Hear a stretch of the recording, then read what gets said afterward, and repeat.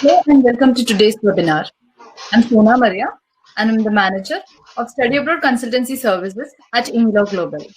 And I'm very pleased to be your host for today. Today's webinar is on Study in Canada, Students' Easiest Pathway to PR. Today we have with us Mrs. Sindhamol John Purush, a Canadian licensed immigration lawyer based in Ottawa, Canada.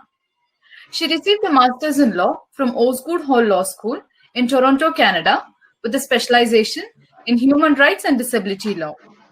She received another master's in labor studies from McMaster University in Hamilton. Later, she completed the Juris Doctor professional degree in law and received a certificate of qualification from the Federation of Law Societies of Canada. She also completed the Law Practice Program, LPP, at Renaissance University, Toronto. She qualified the barrister and solicitor examinations conducted by the Law Societies of Ontario. Also, she was called to the Bar of Ontario. She is a founding director of Imilo Immigration Law Professional Corporation in Canada. I would like to invite ma'am to speak a few words. Thank you, Sona. I appreciate your kind and generous introduction. It's great to be speaking with you all today. I sincerely hope you are doing well.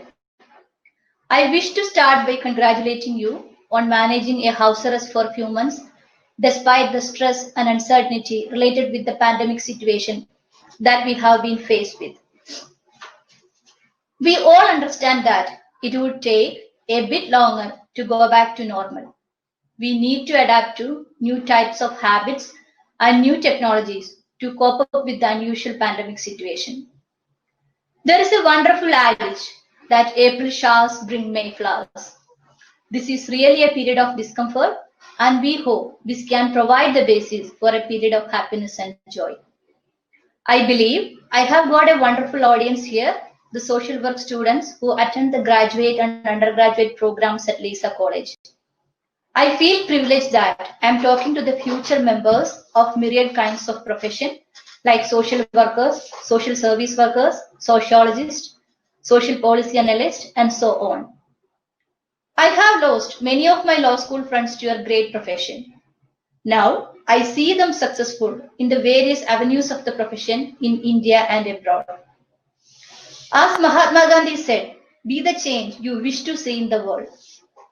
In many welfare countries, social workers, sociologists, and social policy analysts are becoming the change we want to see in this world. Again, today's session will give you answers to three basic questions. Firstly, why should you prefer Canada over other countries to complete your study programs? Secondly, what is a study to migrate program? The session will give you insights on why studying is not studying, but studying is immigrating. And finally, why you should consult an immigration lawyer while choosing your study program. Thank you everyone for being here. I welcome you all to this webinar. Thank you. Thank you, ma'am. Many thanks to St. Joseph's College for helping us organize this webinar.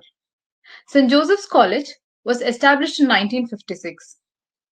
The college was recognized as the college with potential for excellence by the UGC in 2010 and 2014.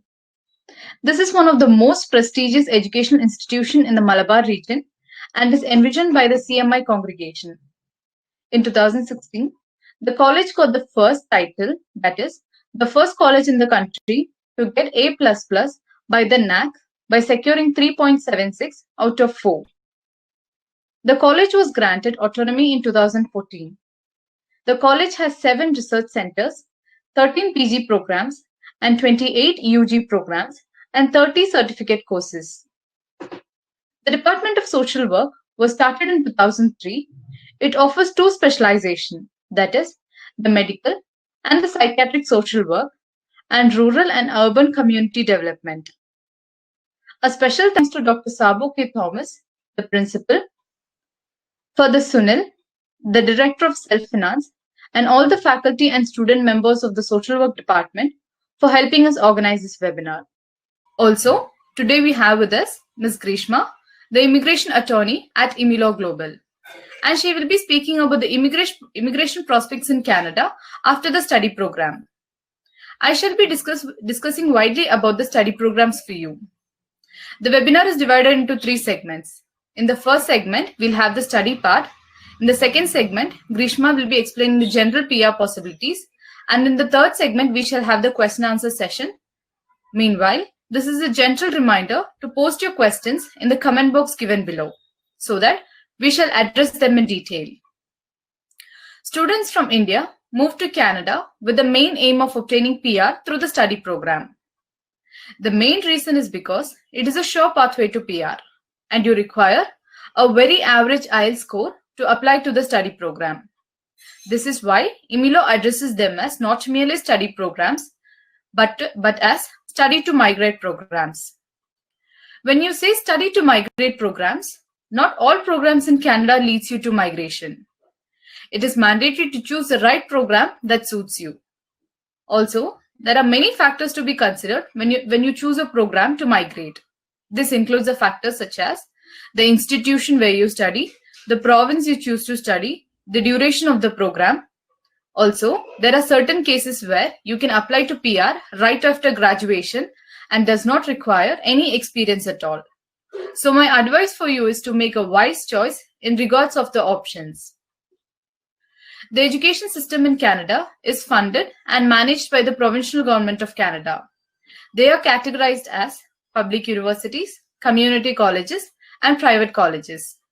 Not all institutions in Canada welcome international students. The program levels in Canada are divided as UG programs and the PG programs.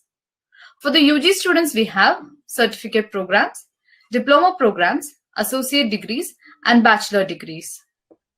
In the PG category, we have graduate certificate, postgraduate diploma, and master's program. Masters are broadly classified as research-based masters and non-thesis-based masters, and also PhD programs. The professional designation in Canada for the social worker is RSW, that is, Registered Social Worker. This falls under the skill level A, which requires a degree in social work. Social service worker. The social and community service workers falls under the skill level B, that is, the technical category. This requires only a diploma in social work. As discussed earlier, social workers have large number of job opportunities in Canada. They can work as Aboriginal outreach worker, addictions worker, child and youth worker, community worker, development worker, youth worker, etc. Program options. Program options in Canada for the social workers are very high. Some courses include Master of Science in Gerontology. Canada being a country with a large number of old age population, it is advisable for the students to study such courses. This course offered by the University of Regina is a 2-year program and requires only 60% in your bachelor's, and it has only one intake. And again, the course is competitive. Master of Family Studies in Gerontology. This requires no experience at all to apply to this program. You require good standing, that is, overall of 7 in your IELTS and 60% in your bachelor's. This course is offered by the Mount St. Vincent University in Nova Scotia. So since it falls in the AAPP region, you have high possibilities of obtaining a PR earlier. Master of Public Policy and Administration, Social Change Leadership, offered by the Adler University, is a 2-year program. This course is suitable for students who have high leadership skills and is a 2-year program and has only one intake.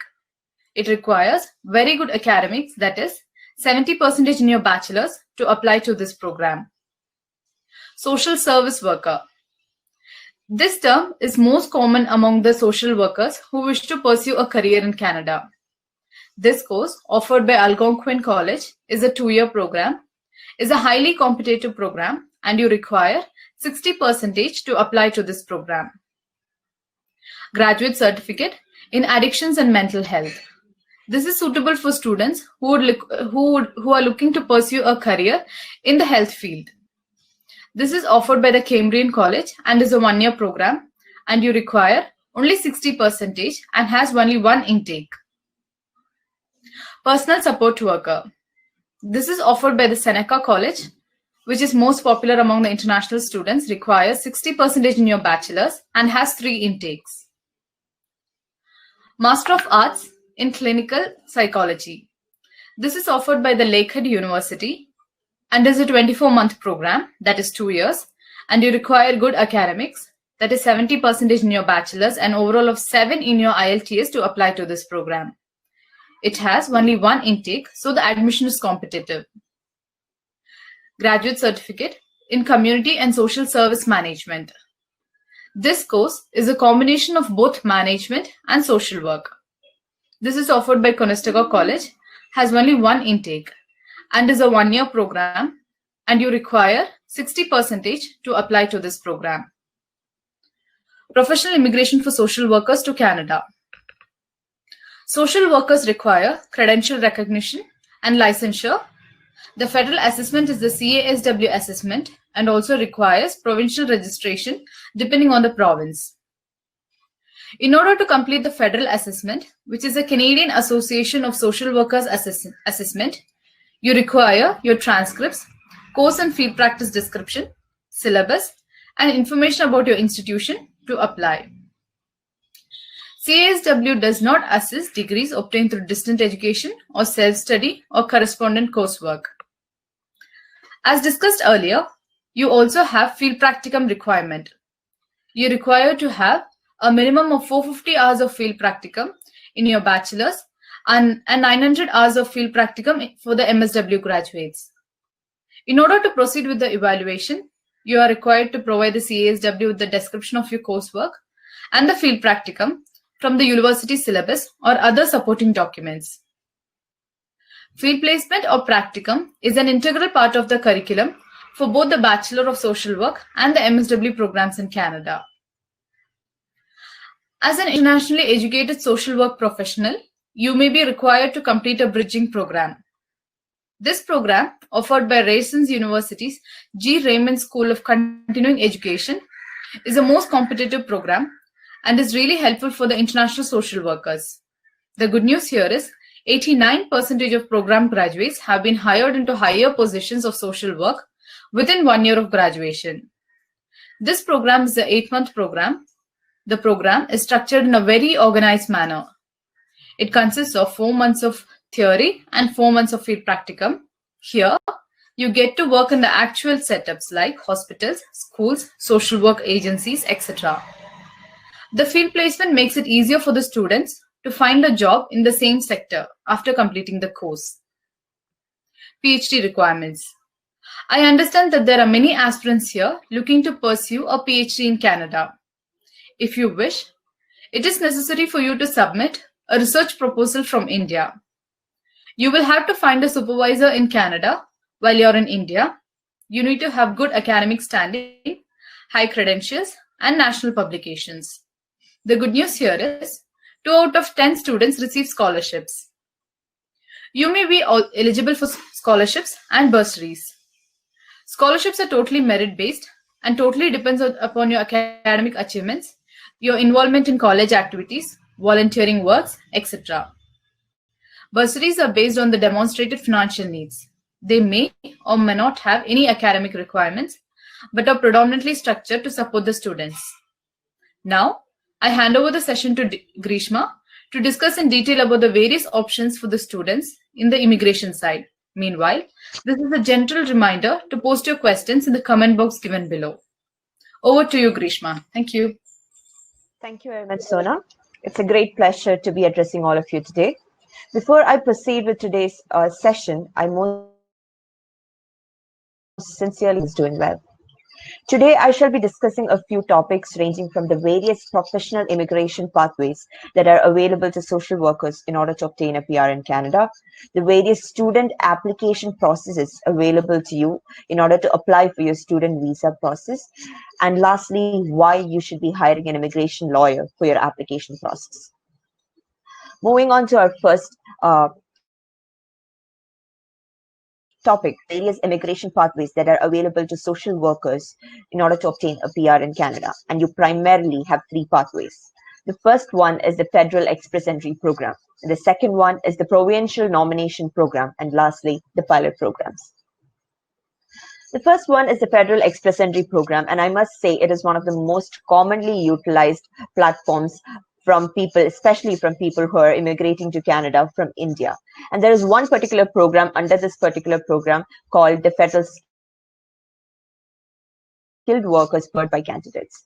There are various minimum eligibility requirements for this program, and if you meet these eligibility requirements, you will be eligible to apply under the program. And the eligibility requirements or the factors based on which your eligibility is considered are your work experience, your age, say between the age group of 23 to 35 is an ideal age group, your language ability, that is your IELTS examination or English language ability score, your previous education, if you have a job offer, that, and adaptability, that is how well you're likely to settle in Canada. So if you meet your minimum eligibility requirements in these factors, you will be eligible. Moving on to the second pathway that is available to you, and it is the Provincial Nominee Program or the Provincial Nomination Program. The way India has states, Canada has about 10 provinces, and each of these provinces have their own nomination programs based on the demands of their economy. So if you meet the eligibility requirement of one or more of these provinces, you can apply to that particular province and be eligible for their respective provincial nomination program. Moving on to the last pathway that is available to you, and it is called pilot programs. There are various prominent pilot programs running in Canada at the moment, and one pilot program stands apart from the rest of the pilot programs, and it is called the Atlantic Immigration Pilot Program. And under this particular pilot program, there is one program which is specifically made for international students like us, and it is called the Atlantic International Graduate Program. I shall be discussing this particular program in detail. Now, talking about Atlantic Canada, why is Atlantic Canada one of the best study destinations in Canada? And there are multiple reasons for it. Atlantic Canada is in the Atlantic region of Canada. The 4 provinces are New Brunswick, Newfoundland and Labrador, Nova Scotia, and Prince Edward Island. As I mentioned earlier, Atlantic Canada is one of the best places to study in Canada, and there are multiple reasons for it. Starting from, Atlantic Canada has some of the most famous world-renowned institutions of Canada, and also it offers a wide array of courses in different fields from which you can choose. It also has some of the easiest provinces to get your study permit approved. Age is a primary criteria or a major restraint for most of the people who are applying to study abroad. But in Atlantic Canadian provinces, age is not an important criteria. That is, say if you're up to 30 to 32 years of age, you can still apply. Cost of living is another big concern for people who wish to study abroad. Atlantic Canadian provinces offer some of the lowest cost of living compared to the rest of our mainland Canada. Last, most of you would want to study in Canada because you wish to settle in Canada after you have completed your studies. So Atlantic Canadian provinces are some of the easiest provinces to get your permanent residence or PR approved. Is Atlantic Immigration Pilot Program. Under Atlantic Immigration Pilot Program, there is one specific pilot program which has been tailor-made to cater to the needs of international students, and that is called the Atlantic International Graduate Program. You will only be eligible for this particular program if you meet certain requirements. That is, you should have completed a 2-year program in one of the 4 provinces of Atlantic Canada. You also require a job offer from a designated employer in Atlantic Canada. So now, who is a designated employer? A designated employer is an employer who's authorized either by the provincial or the federal government of Canada in order to hire foreign workers or employees. So if you meet these requirements, you will be eligible for the Atlantic Immigration Pilot Program. Now, how can I talk about immigration prospects without addressing the elephant in the room, that is the COVID-19?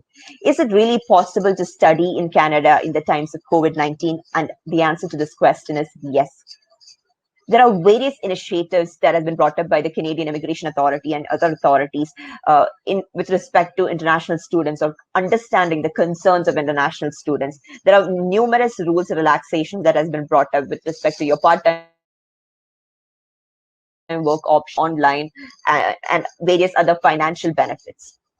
But one of the most commendable initiative or thoughtful initiative that has been brought out by the Canadian Immigration Authority is called the Priority Student Visa Processing Option. So if you're a student in Canada, international student who wishes to study in Canada, and you are in India, you have all your document requirements, but say you are not able to meet your biometric requirements, then this particular option would be for you.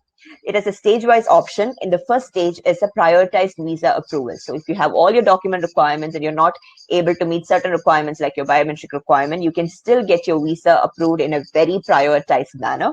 And then you move on to the second stage, that is taking off 50%, up to 50% of your course while you're outside of Canada. In our case, while we are in India, you can take up to 50% of your course while you're within India. Then you move on to the third stage, that is when things are open up and when it's fine for you to obtain your biometrics, you complete your biometrics procedure, and when the travel restrictions are removed, you can fly to Canada if you have a proper visa, and then you move on to the fourth stage, that is completion of the rest or at least 50% of your course program while you're in Canada. And the last stage is applying for your postgraduate work permit.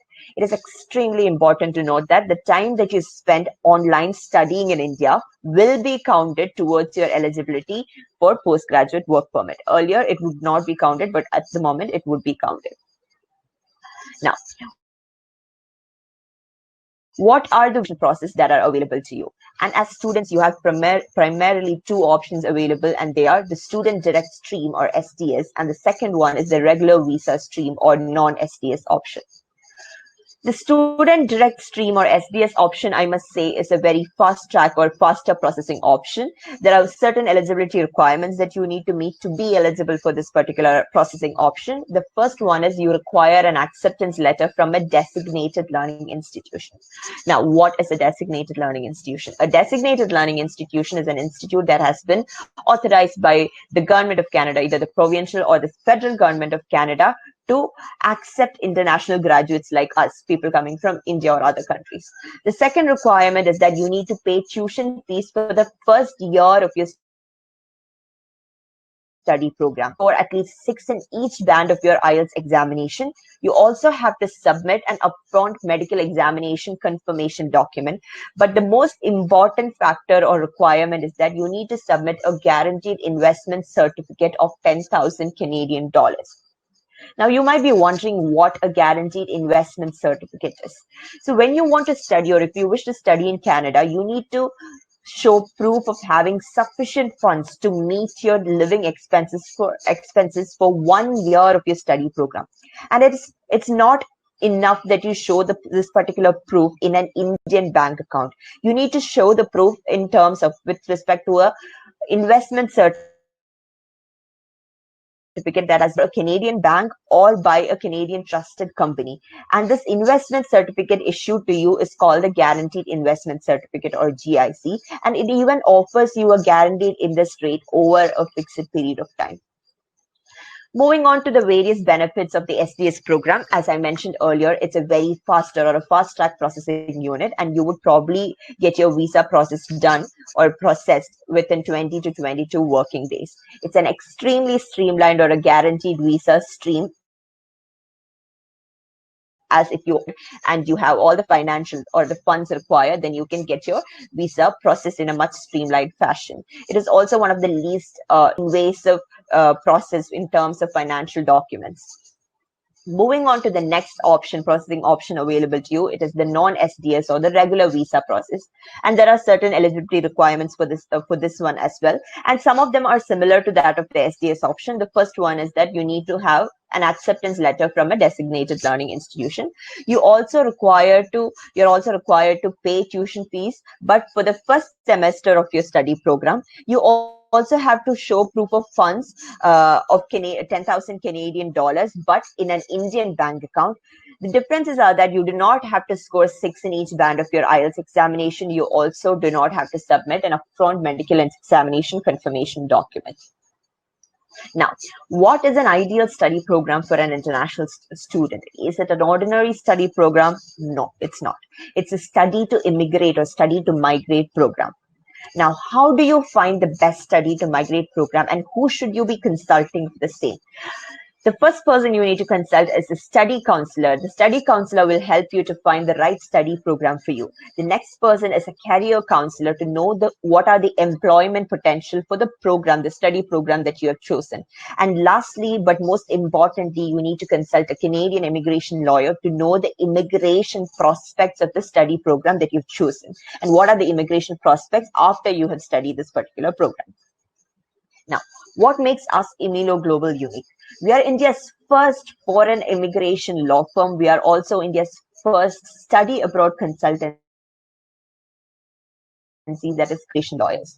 Our study counselors are trained and supervised by Canadian immigration lawyers and higher educational professionals. Now, why should you be hiring an immigration lawyer for your student visa application process? There has been a hike in this rejection rate of study permit, and especially within the year 2019, 4 out of 10 applications has been rejected, which shows a considerable increase in the rejection rate. So get your student visa application filed by a Canadian immigration lawyer, mitigate any sort of risk of visa rejection, avoid any mistakes, and engage our Canadian immigration lawyer to represent you in your visa application process. What is special about Imilo Global Study to Immigrate or Migrate program? We chose the course which is best suitable for your skill set, your aptitude, and your other educational as well as financial background. We also choose the course which has the best employment potential for you, both within and outside of Canada. And that also has the strongest immigration prospects for you. Imilo Global not only provides you with services within India. In India, we provide services with respect to taking your spouse along with you when you're going for your study program, other peer services, etc. But once you reach Canada, most of the students face a lot of issue with respect to finding an accommodation or legal aid with respect to tenancy matters, filing your tax return, applying for your Canadian ID cards, or obtaining a health card, or opening up a bank account. So these are all called post-landing services, and we also provide you with post-landing services.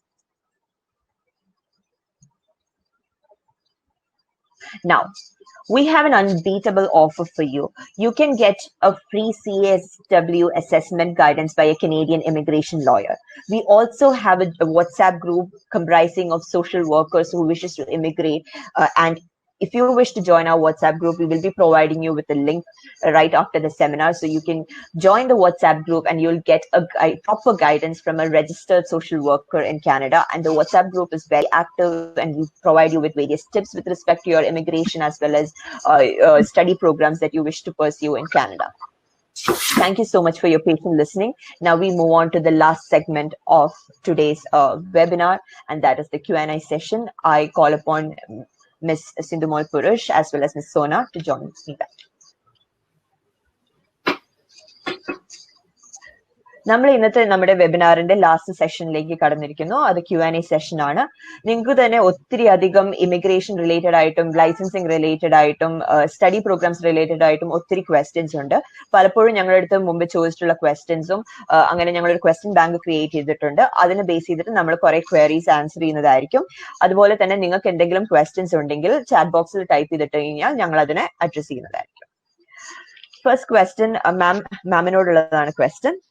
ഇന്ത്യയിൽ ഒരു MSW ഡിഗ്രിക്ക് ശേഷം കാനഡയിൽ ഒരു social വർക്കറായി work ചെയ്യണമെങ്കിൽ licensing റിക്വയർമെന്റിന്റെ ആവശ്യമുണ്ടോ? അതൊന്ന് എക്സ്പ്ലെയിൻ ചെയ്തുതരാം. Thank you Greeshma. ഇന്ത്യയിലെ ഒരു MSW ഡിഗ്രിക്ക് ശേഷം കാനഡയിൽ മൂവ് ചെയ്ത് ലൈസൻസ്ഡ് സോഷ്യൽ വർക്കറായിട്ട് വർക്ക് ചെയ്യണമെങ്കിൽ കാനഡയിൽ ലൈസൻസ് റിക്വയർമെന്റ് ഉണ്ട്. സോഷ്യൽ വർക്കർ എന്ന് പറയുന്നത് കാനഡയിലെ ഒരു ഡെസിഗ്നേറ്റഡ് പ്രൊഫഷൻ ആണ്. 2 ലെവൽ അസസ്മെന്റ് ഒരു സോഷ്യൽ ഇന്റർനാഷണലി ഗ്രാജുവേറ്റഡ് ആയിട്ടുള്ള ഒരു social work degree holder 2 levels of assessment complete ചെയ്യണം. ആദ്യത്തേത് ഫെഡറൽ അസസ്മെന്റ് ആണ്, അതിനുശേഷമുള്ളത് പ്രൊവിൻഷ്യൽ രജിസ്ട്രേഷനും.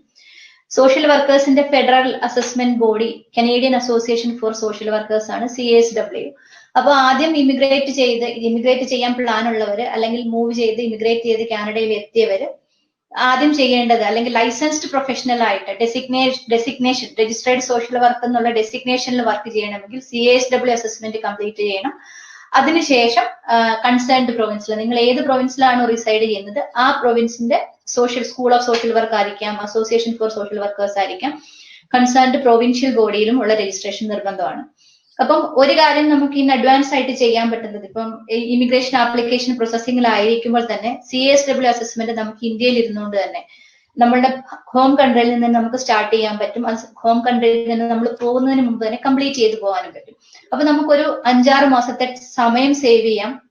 കാനഡയിൽ നിങ്ങൾ ലാൻഡ് ചെയ്യുമ്പോൾ തന്നെ സോഷ്യൽ വർക്കർ ലൈസൻസിങ് കംപ്ലീറ്റ് ചെയ്ത് രജിസ്ട്രേഷൻ എടുത്ത് സോഷ്യൽ വർക്കർ ആയിട്ട് തന്നെ വർക്ക് ചെയ്യാനുള്ള ഒരു ഓപ്ഷൻ അവിടെ കിട്ടും. അപ്പൊ രജിസ്ട്രേഷൻ ഇല്ലാതെയാണെങ്കിൽ നമ്മൾ ആദ്യം ഇപ്പൊ social worker degree holders related ഫീൽഡിൽ എക്സ്പീരിയൻസ് ഉള്ളവർ ആദ്യം വർക്ക് ചെയ്യുന്നത് പേഴ്സണൽ സപ്പോർട്ട് വർക്കർ അല്ലെങ്കിൽ ഗ്രൂപ്പ് ഹോമിലെ സപ്പോർട്ട് സ്റ്റാഫ് അങ്ങനെയൊക്കെ ആയിരിക്കും. അപ്പം നിങ്ങളുടെ ട്രാൻസിഷൻ വളരെ സ്മൂത്ത് ആക്കണമെന്നുണ്ടെങ്കിൽ നമ്മൾ ഇമിഗ്രേഷൻ ആപ്ലിക്കേഷൻ പ്രോസസ്സിംഗിലായിരിക്കുന്ന സമയത്ത് തന്നെ CASW അസസ്മെന്റ് കംപ്ലീറ്റ് ചെയ്യാം. കൺസേൺഡ് കാനഡയിൽ എത്തിയ ശേഷം നിങ്ങൾ ഏത് പ്രൊവിൻസിലാണോ ആ പ്രൊവിൻസിലെ രജിസ്ട്രേഷനും കൂടെ കംപ്ലീറ്റ് ആക്കിയാലാണ് രജിസ്ട്രേഡ് സോഷ്യൽ വർക്കറായിട്ട് കാനഡയിൽ വർക്ക് ചെയ്യാൻ പറ്റുന്നത്.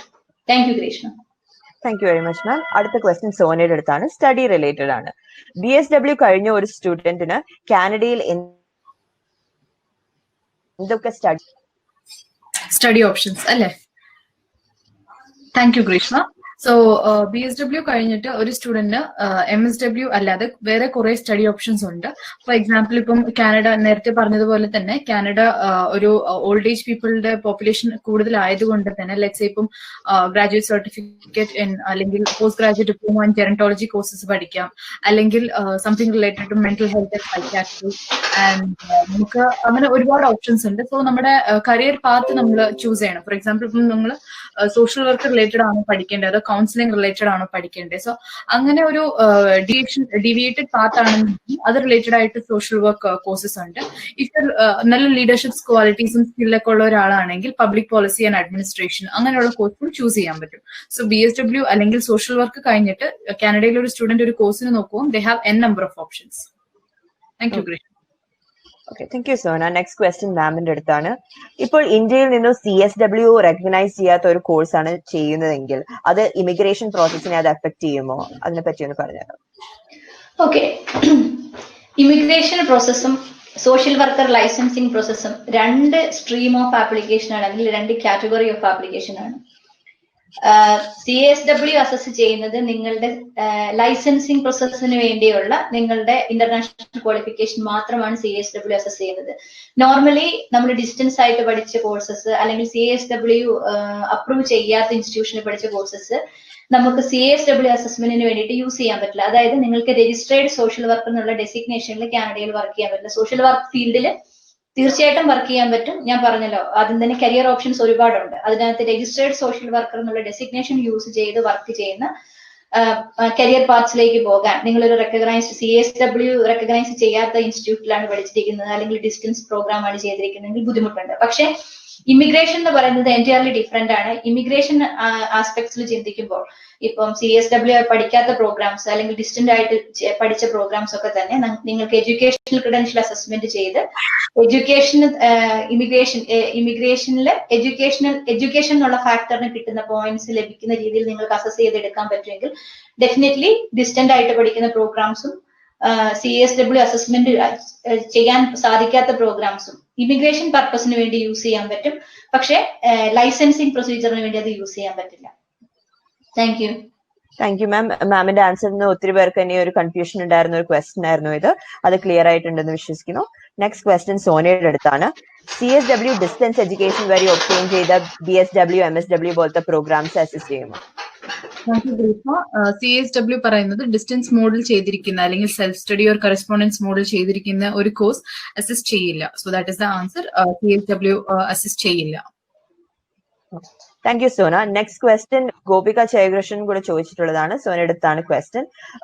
ഒരു MBA program CSW MSW courses അല്ലെങ്കിൽ സോഷ്യൽ വർക്കർ കോഴ്സസ് ഇന്ത്യയിൽ കഴിഞ്ഞതിന് ശേഷം മാസ്റ്റേഴ്സിനുള്ള മാനേജ്മെന്റ് അല്ലെങ്കിൽ MBA പ്രോഗ്രാംസിനെ പറ്റിയിട്ടൊന്ന് പറയാം. Sure. Thank you, Grishma.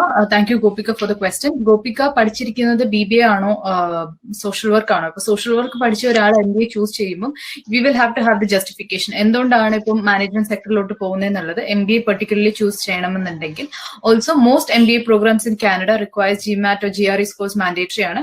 Minimum score വരുന്നത് 500 ആണ്. സോ ആ ഒരു സ്കോർ മീറ്റ് ചെയ്യണം. ഇഫ് അറ്റ് ഓൾ അല്ല GMAT GRE ഇല്ലാത്ത കോഴ്സസ് ആണ് ചൂസ് ചെയ്യണമെങ്കിൽ ഡെഫിനറ്റ്ലി നമുക്ക് ഇന്റർനാഷണൽ സ്റ്റുഡന്റ് പാത്വേ അവൈലുള്ള ഒരുപാട് പ്രോഗ്രാംസ് ഉണ്ട്. ലെറ്റ്സ് സേ ഇപ്പം MBA കോഴ്സസ് അല്ലെങ്കിൽ മാസ്റ്റർ ഓഫ് മാനേജ്മെന്റ് അതുപോലത്തെ കോഴ്സസ് ഉണ്ട്. ആൻഡ് ഇത്രയും നല്ലൊരു സോഷ്യൽ വർക്ക് പ്രോഗ്രാം പഠിച്ചിട്ട് മുന്നോട്ട് പോകുമ്പോൾ ദാറ്റ് ഈസ് കുറച്ച് കോൺട്രവേഴ്സി ആയിട്ടുള്ള ഒരു ഐഡിയ ആണ്. പക്ഷെ സോഷ്യൽ വർക്കിൽ തന്നെ മാനേജ്മെന്റ് റിലേറ്റ് ചെയ്യുന്ന കോഴ്സ്, ഫോർ എക്സാമ്പിൾ നേരത്തെ നമ്മൾ കണ്ടതുപോലെ community and social service management അതുപോലത്തെ കോഴ്സസ് നമുക്ക് ചൂസ് ചെയ്യാൻ പറ്റും. ഓൾസോ ഇപ്പം ഗോപിക ചോദിച്ചേക്കുന്നത് എങ്ങനത്തെ കോഴ്സസ് ആണ്. സോ അത് ടോട്ടലി ഗോപികയുടെ ഒരു പ്രയർ എഡ്യൂക്കേഷൻ എക്സ്പീരിയൻസ് അതുപോലെ തന്നെ ഫ്യൂച്ചർ കരിയർ ഓപ്ഷൻ എന്താണെന്ന് ഡിപ്പെൻഡ് ചെയ്യും. സോ കൂടുതൽ ഗോപികയുടെ പ്രൊഫൈലിനെ കുറിച്ച് അറിയുവാണെങ്കിൽ ഒന്ന് പറയാൻ എളുപ്പമായിരിക്കും Gopika. Thank you Krishna. Thank you Sona. Ma'am, എല്ലാവർക്കും ഒത്തിരി അധികമുള്ളൊരു ഡൗട്ടാണ്. അതായത് കുറെ പേരും മാസ്റ്റേഴ്സ് അല്ലെങ്കിൽ സ്റ്റഡി പ്രോഗ്രാംസ് ചെയ്യാൻ കാനഡയിലേക്ക് പോകണോ, അതെയോ സ്റ്റുഡന്റ് ഓപ്ഷൻ വെച്ച് പോകണോ, അതെയോ ഒരു PR ഒബ്റ്റെയിൻ ചെയ്തിട്ട് കാനഡയിലേക്ക് ഇമിഗ്രേറ്റ് ചെയ്യണോ? അപ്പം ഒരു MSW ഗ്രാജുവേറ്റിനെ സംബന്ധിച്ച് സ്റ്റഡി ഓപ്ഷൻ ആണോ അതോ PR ഓപ്ഷൻ ആണോ കുറച്ചും കൂടെ പ്രിഫറബിൾ ആയിട്ട് അല്ലെങ്കിൽ ബെനിഫിഷ്യൽ ആയിട്ടുണ്ടാവുന്നത്? Thank you Greeshma. സോറി, ഒരു സോഷ്യൽ വർക്കർ ഡിഗ്രി ഹോൾഡർ അല്ലെങ്കിൽ ഒരു സോഷ്യൽ വർക്കിൽ മാസ്റ്റേഴ്സ് ചെയ്ത ഒരാള് കാനഡയിലേക്ക് ഇമിഗ്രേറ്റ് ചെയ്യാൻ സ്റ്റഡി പാത്ത് വേ ചൂസ് ചെയ്യണമോ അതെയോ ഇമിഗ്രേഷൻ ആണോ ബെസ്റ്റ് ഓപ്ഷൻ എന്നുള്ളത് ഓരോരുത്തരുടെയും പ്രൊഫൈലിനെ ഡിപ്പെൻഡ് ചെയ്തിരിക്കും. ഫോർ എക്സാമ്പിൾ, നമുക്ക് ഇമിഗ്രേഷൻ എന്നുള്ള ഒരു ഓപ്ഷൻ സ്റ്റഡി എന്നുള്ള ഒരു ഓപ്ഷൻ തമ്മിൽ കമ്പയർ ചെയ്യാൻ പറ്റുന്ന കമ്പയറബിൾ യൂണിറ്റ്സ് ആണെന്ന് എനിക്ക് തോന്നിയിട്ടില്ല. അത് നമുക്ക് എന്താ പറയാ, സ്റ്റുഡന്റ് പാത്വേയിൽ കൂടെ പോയി പെർമനന്റ് റെസിഡൻസിലേക്ക് എത്താൻ നിങ്ങൾ ഒരുപാട് സമയം എടുക്കും. സ്റ്റഡി കാനഡയിൽ നമുക്ക് ആ സമയത്ത് ഇപ്പം സ്റ്റഡിയുടെ എക്സ്പെൻസസ്, ലിവിങ് എക്സ്പെൻസസ് നമ്മൾ മീറ്റ് ചെയ്യണം. പിന്നെ PR കിട്ടുമോ, വർക്ക് പാർട്ട് ടൈം വർക്ക് ചെയ്യാനുള്ള ബുദ്ധിമുട്ട്. അപ്പൊ അങ്ങനെ ഒത്തിരി കോംപ്ലിക്കേറ്റഡ് എന്നല്ല, നമ്മൾ when we compare study programmes to immigration programme നമുക്ക് കുറച്ച് കോംപ്ലിക്കേറ്റഡ് അല്ലെങ്കിൽ ടൈം ടേക്കിംഗ് എക്സ്പെൻസീവ് ആണ്. പക്ഷെ ഏറ്റവും ബെറ്റർ ഓപ്ഷൻ എന്ന് പറയുന്നത് പെർമനന്റ് റെസിഡൻസ് തന്നെയാണ്. കാര്യം കാനഡയിൽ ലാൻഡ് ചെയ്യുന്ന ഒരാള് പെർമനന്റ് റെസിഡൻസിയോട് കൂടിയാണ് കാനഡയിൽ എത്തുന്നതെങ്കിൽ വോട്ടിംഗ് റൈറ്റ്സ് ഒഴികെ കനേഡിയൻ സിറ്റിസൺസിനുള്ള എല്ലാ റൈറ്റ്സും അവർക്ക് കിട്ടും. അത് സോഷ്യൽ സെക്യൂരിറ്റി മെഷേഴ്സ് ആയിക്കോട്ടെ, ടാക്സ് ബെനിഫിറ്റ്സ് ആയിക്കോട്ടെ, health care, pension benefits, EI employment insurance benefit, ഇതൊക്കെ കിട്ടാൻ നമുക്ക് പെർമനന്റ് റെസിഡൻസ് ആണ് കൂടുതൽ ഹെൽപ്ഫുൾ. അപ്പം പെർമനന്റ് റെസിഡൻസിൽ വരുന്നവർക്ക് ഉള്ള സേഫ്റ്റി മെഷേഴ്സും സോഷ്യൽ സെക്യൂരിറ്റി മെഷേഴ്സും കമ്പയർ ചെയ്യുമ്പോൾ നമുക്ക് തോന്നും study programme permanent residence programme ആണ് ബെറ്റർ ഓപ്ഷൻ.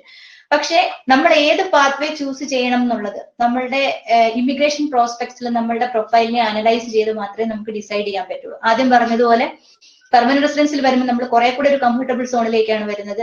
സ്റ്റുഡന്റ് പീരീഡ് അല്ലെങ്കിൽ സ്റ്റഡി വിസയിൽ പോയി പെർമനന്റ് റെസിഡൻസിയിലേക്ക് വരിക എന്നുള്ളത് കുറച്ചും കൂടെ കോംപ്ലിക്കേറ്റഡ് അല്ലെങ്കിൽ ടൈം ടേക്കിംഗ് എക്സ്പെൻസീവ് പ്രോസസ് ആണ്. ഫോർ എക്സാമ്പിൾ, ഇപ്പം നല്ല ലാംഗ്വേജ് പ്രൊഫിഷ്യൻസി ഉള്ള ഒരാൾ, ഇപ്പൊ MSW കഴിഞ്ഞ് 2-3 വർഷം എക്സ്പീരിയൻസ് ഉള്ള ഒരു candidate, good language proficiency CLB 9 വരെ സ്കോർ ചെയ്യാൻ പറ്റുന്ന ഒരു ലാംഗ്വേജ് പ്രൊഫിഷ്യൻസി ഉള്ള ഒരാൾക്കാണെങ്കിൽ ഡെഫിനറ്റ്ലി ഇമിഗ്രേഷൻ പാത്വേ ആണ് നല്ലത്. അതേസമയം ഇമിഗ്രേഷൻ ഇപ്പം കാനഡയിലെ ഫെഡറൽ പ്രോഗ്രാം ആണെങ്കിലും പ്രൊവിൻഷ്യൽ പ്രോഗ്രാം ആണെങ്കിലും നമ്മൾ കമ്പയർ ചെയ്യുമ്പോൾ ഇമിഗ്രേഷനെ ഇപ്പം കൂടുതലും കൺട്രോൾ ചെയ്യുന്നത്, വലിയൊരു ഡിസൈഡിങ് ഫാക്ടർ ആയിട്ട് വരുന്നത് നിങ്ങളുടെ ലാംഗ്വേജ് പ്രൊഫിഷ്യൻസി സ്കോർ ആണ്. അപ്പം നന്നായിട്ട് ലാംഗ്വേജ് സ്കോർ ചെയ്യാൻ പറ്റാത്ത ഒരാളെ സംബന്ധിച്ചിടത്തോളം കോഴ്സ് കഴിഞ്ഞ് ഇപ്പൊ സോഷ്യൽ വർക്ക് കഴിഞ്ഞ് ഒരു 1-2 വർഷം വർക്ക് എക്സ്പീരിയൻസ് ഗെയിൻ ചെയ്ത ശേഷമുള്ള സ്റ്റഡി പാത്വേ ആയിരിക്കും അവരെ ഇമിഗ്രേഷനിലേക്ക് കൂടുതൽ ഹെൽപ്പ് ചെയ്യുക. അപ്പൊ നമ്മൾ ആദ്യം ചിന്തിക്കേണ്ടത് നമ്മളുടെ പ്രൊഫൈൽ എങ്ങനെയാണ്, നമ്മളുടെ ലാംഗ്വേജ് പ്രൊഫിഷ്യൻസി, നമ്മളുടെ ചാൻസസ് എന്താണെന്ന് നമ്മൾ മനസ്സിലാക്കണം. ഡെഫിനറ്റ്ലി IELTS CLB 9 ഈക്വലൻസിയിലേക്ക്, അതായത് ലിസണിങ്ങിന് 8 ബാക്കി 3 ബാൻഡ് 7 എന്നുള്ള സ്കോറിലേക്ക് അച്ചീവ് ചെയ്യാൻ പറ്റുന്ന ഒരു കാൻഡിഡേറ്റ് ആണെങ്കിൽ വർക്ക് എക്സ്പീരിയൻസ് ഗെയിൻ ചെയ്ത് പെർമനന്റ് റെസിഡൻസിയിലേക്ക് പോകുന്നതായിരിക്കും ബെസ്റ്റ് ഓപ്ഷൻ. അല്ലാത്തവർക്ക് സ്റ്റഡി പ്രോഗ്രാമും ഇമിഗ്രേഷൻ പാത്വേ ആയിട്ട് യൂസ് ചെയ്യാം. Thank you ma'am. മാം പറഞ്ഞതുപോലെ നിങ്ങൾക്ക് ഓരോരുത്തരുടെയും പ്രൊഫൈൽ അനുസരിച്ച് ഏത് ഓപ്ഷൻ ആണ്, സ്റ്റഡി ആണോ അതോ ഇമിഗ്രേഷൻ ആണോ നല്ലതെന്ന് മനസ്സിലാക്കാൻ വേണ്ടി ഒരു അസസ്മെന്റ് നടത്തണമെങ്കിൽ സ്ക്രീനിൽ കാണുന്ന നമ്പറിൽ നിങ്ങളുടെ റെസ്പെക്ടീവ് ബ്രാഞ്ചിലെ നമ്പറുകൾ അപ്രോച്ച് ചെയ്യുക. അവരൊരു വെബ് ഫോം സബ്മിറ്റ് ചെയ്യുന്നതായിരിക്കും. അതിനെ ബേസ് ചെയ്തിട്ട് നമുക്ക് അസസ്മെന്റ് ചെയ്യാൻ പറ്റുന്നതാണ്. നെക്സ്റ്റ് ക്വസ്റ്റ്യൻ സോനയുടെ അടുത്തുള്ള ക്വസ്റ്റ്യൻ ആണ്. BSW ചെയ്തതിനു ശേഷം MSW ചെയ്യാൻ പറ്റുമോ? അത് അഡ്മിഷൻ പ്രൊസീജിയറിന് എത്രത്തോളം എഫക്റ്റീവ്, അതായത് BSW ചെയ്യാതെ ഒരു MSW ഇതിന് പോകാൻ പറ്റുമോ? Thank you Greeshma. ഡെഫിനറ്റ്ലി ചെയ്യാൻ പറ്റും. കാരണം കാനഡ എന്ന് പറയുന്ന കൺട്രി ഇന്റർ ഡിസിപ്ലിനറി എഡ്യൂക്കേഷനെ സപ്പോർട്ട് ചെയ്യുന്ന ഒരു കൺട്രിയാണ്. സോ അതുകൊണ്ട് ഡെഫിനറ്റ്ലി ഒരു BA ഇംഗ്ലീഷ് അല്ലെങ്കിൽ BA എക്കണോമിക്സ് പഠിച്ച ഒരു സ്റ്റുഡന്റ് MSW അല്ലെങ്കിൽ സോഷ്യൽ വർക്ക് റിലേറ്റഡ് പ്രോഗ്രാംസ് ചെയ്യാൻ പറ്റും. ഇഫ് ഇറ്റ് ഓൾ അവർ അഡ്മിഷൻ റിക്വയർമെന്റ് സാറ്റിസ്ഫൈ ചെയ്യുന്നുണ്ടെങ്കിൽ ഡെഫിനറ്റ്ലി ചെയ്യാൻ പറ്റും. പക്ഷെ ഇങ്ങനെ ചെയ്യുന്ന സ്റ്റുഡൻസിനുള്ള ഒരു ചാലഞ്ച് എന്ന് പറയുന്നത് BSW ചെയ്ത ഒരു student they know the theoretical aspects, എന്താണ് സോഷ്യൽ വർക്ക്, അല്ലെങ്കിൽ ചെറിയൊരു ബേസ് അവർക്ക് ഉണ്ടാവും. അതിനെ ഇപ്പം BA ഇംഗ്ലീഷ് പഠിച്ച ഒരാൾക്ക് ആ ബേസ് ഉണ്ടായിക്കൊള്ളണമെന്നില്ല. സോ അതുകൊണ്ട് തന്നെ ആ ഒരു ബ്രിഡ്ജിങ് ഗ്യാപ്പ് മാത്രമേ ഉള്ളൂ. സോ ആ ഒരു ഡിഫിക്കൽട്ടി മാത്രമേ ഉണ്ടാവുള്ളൂ.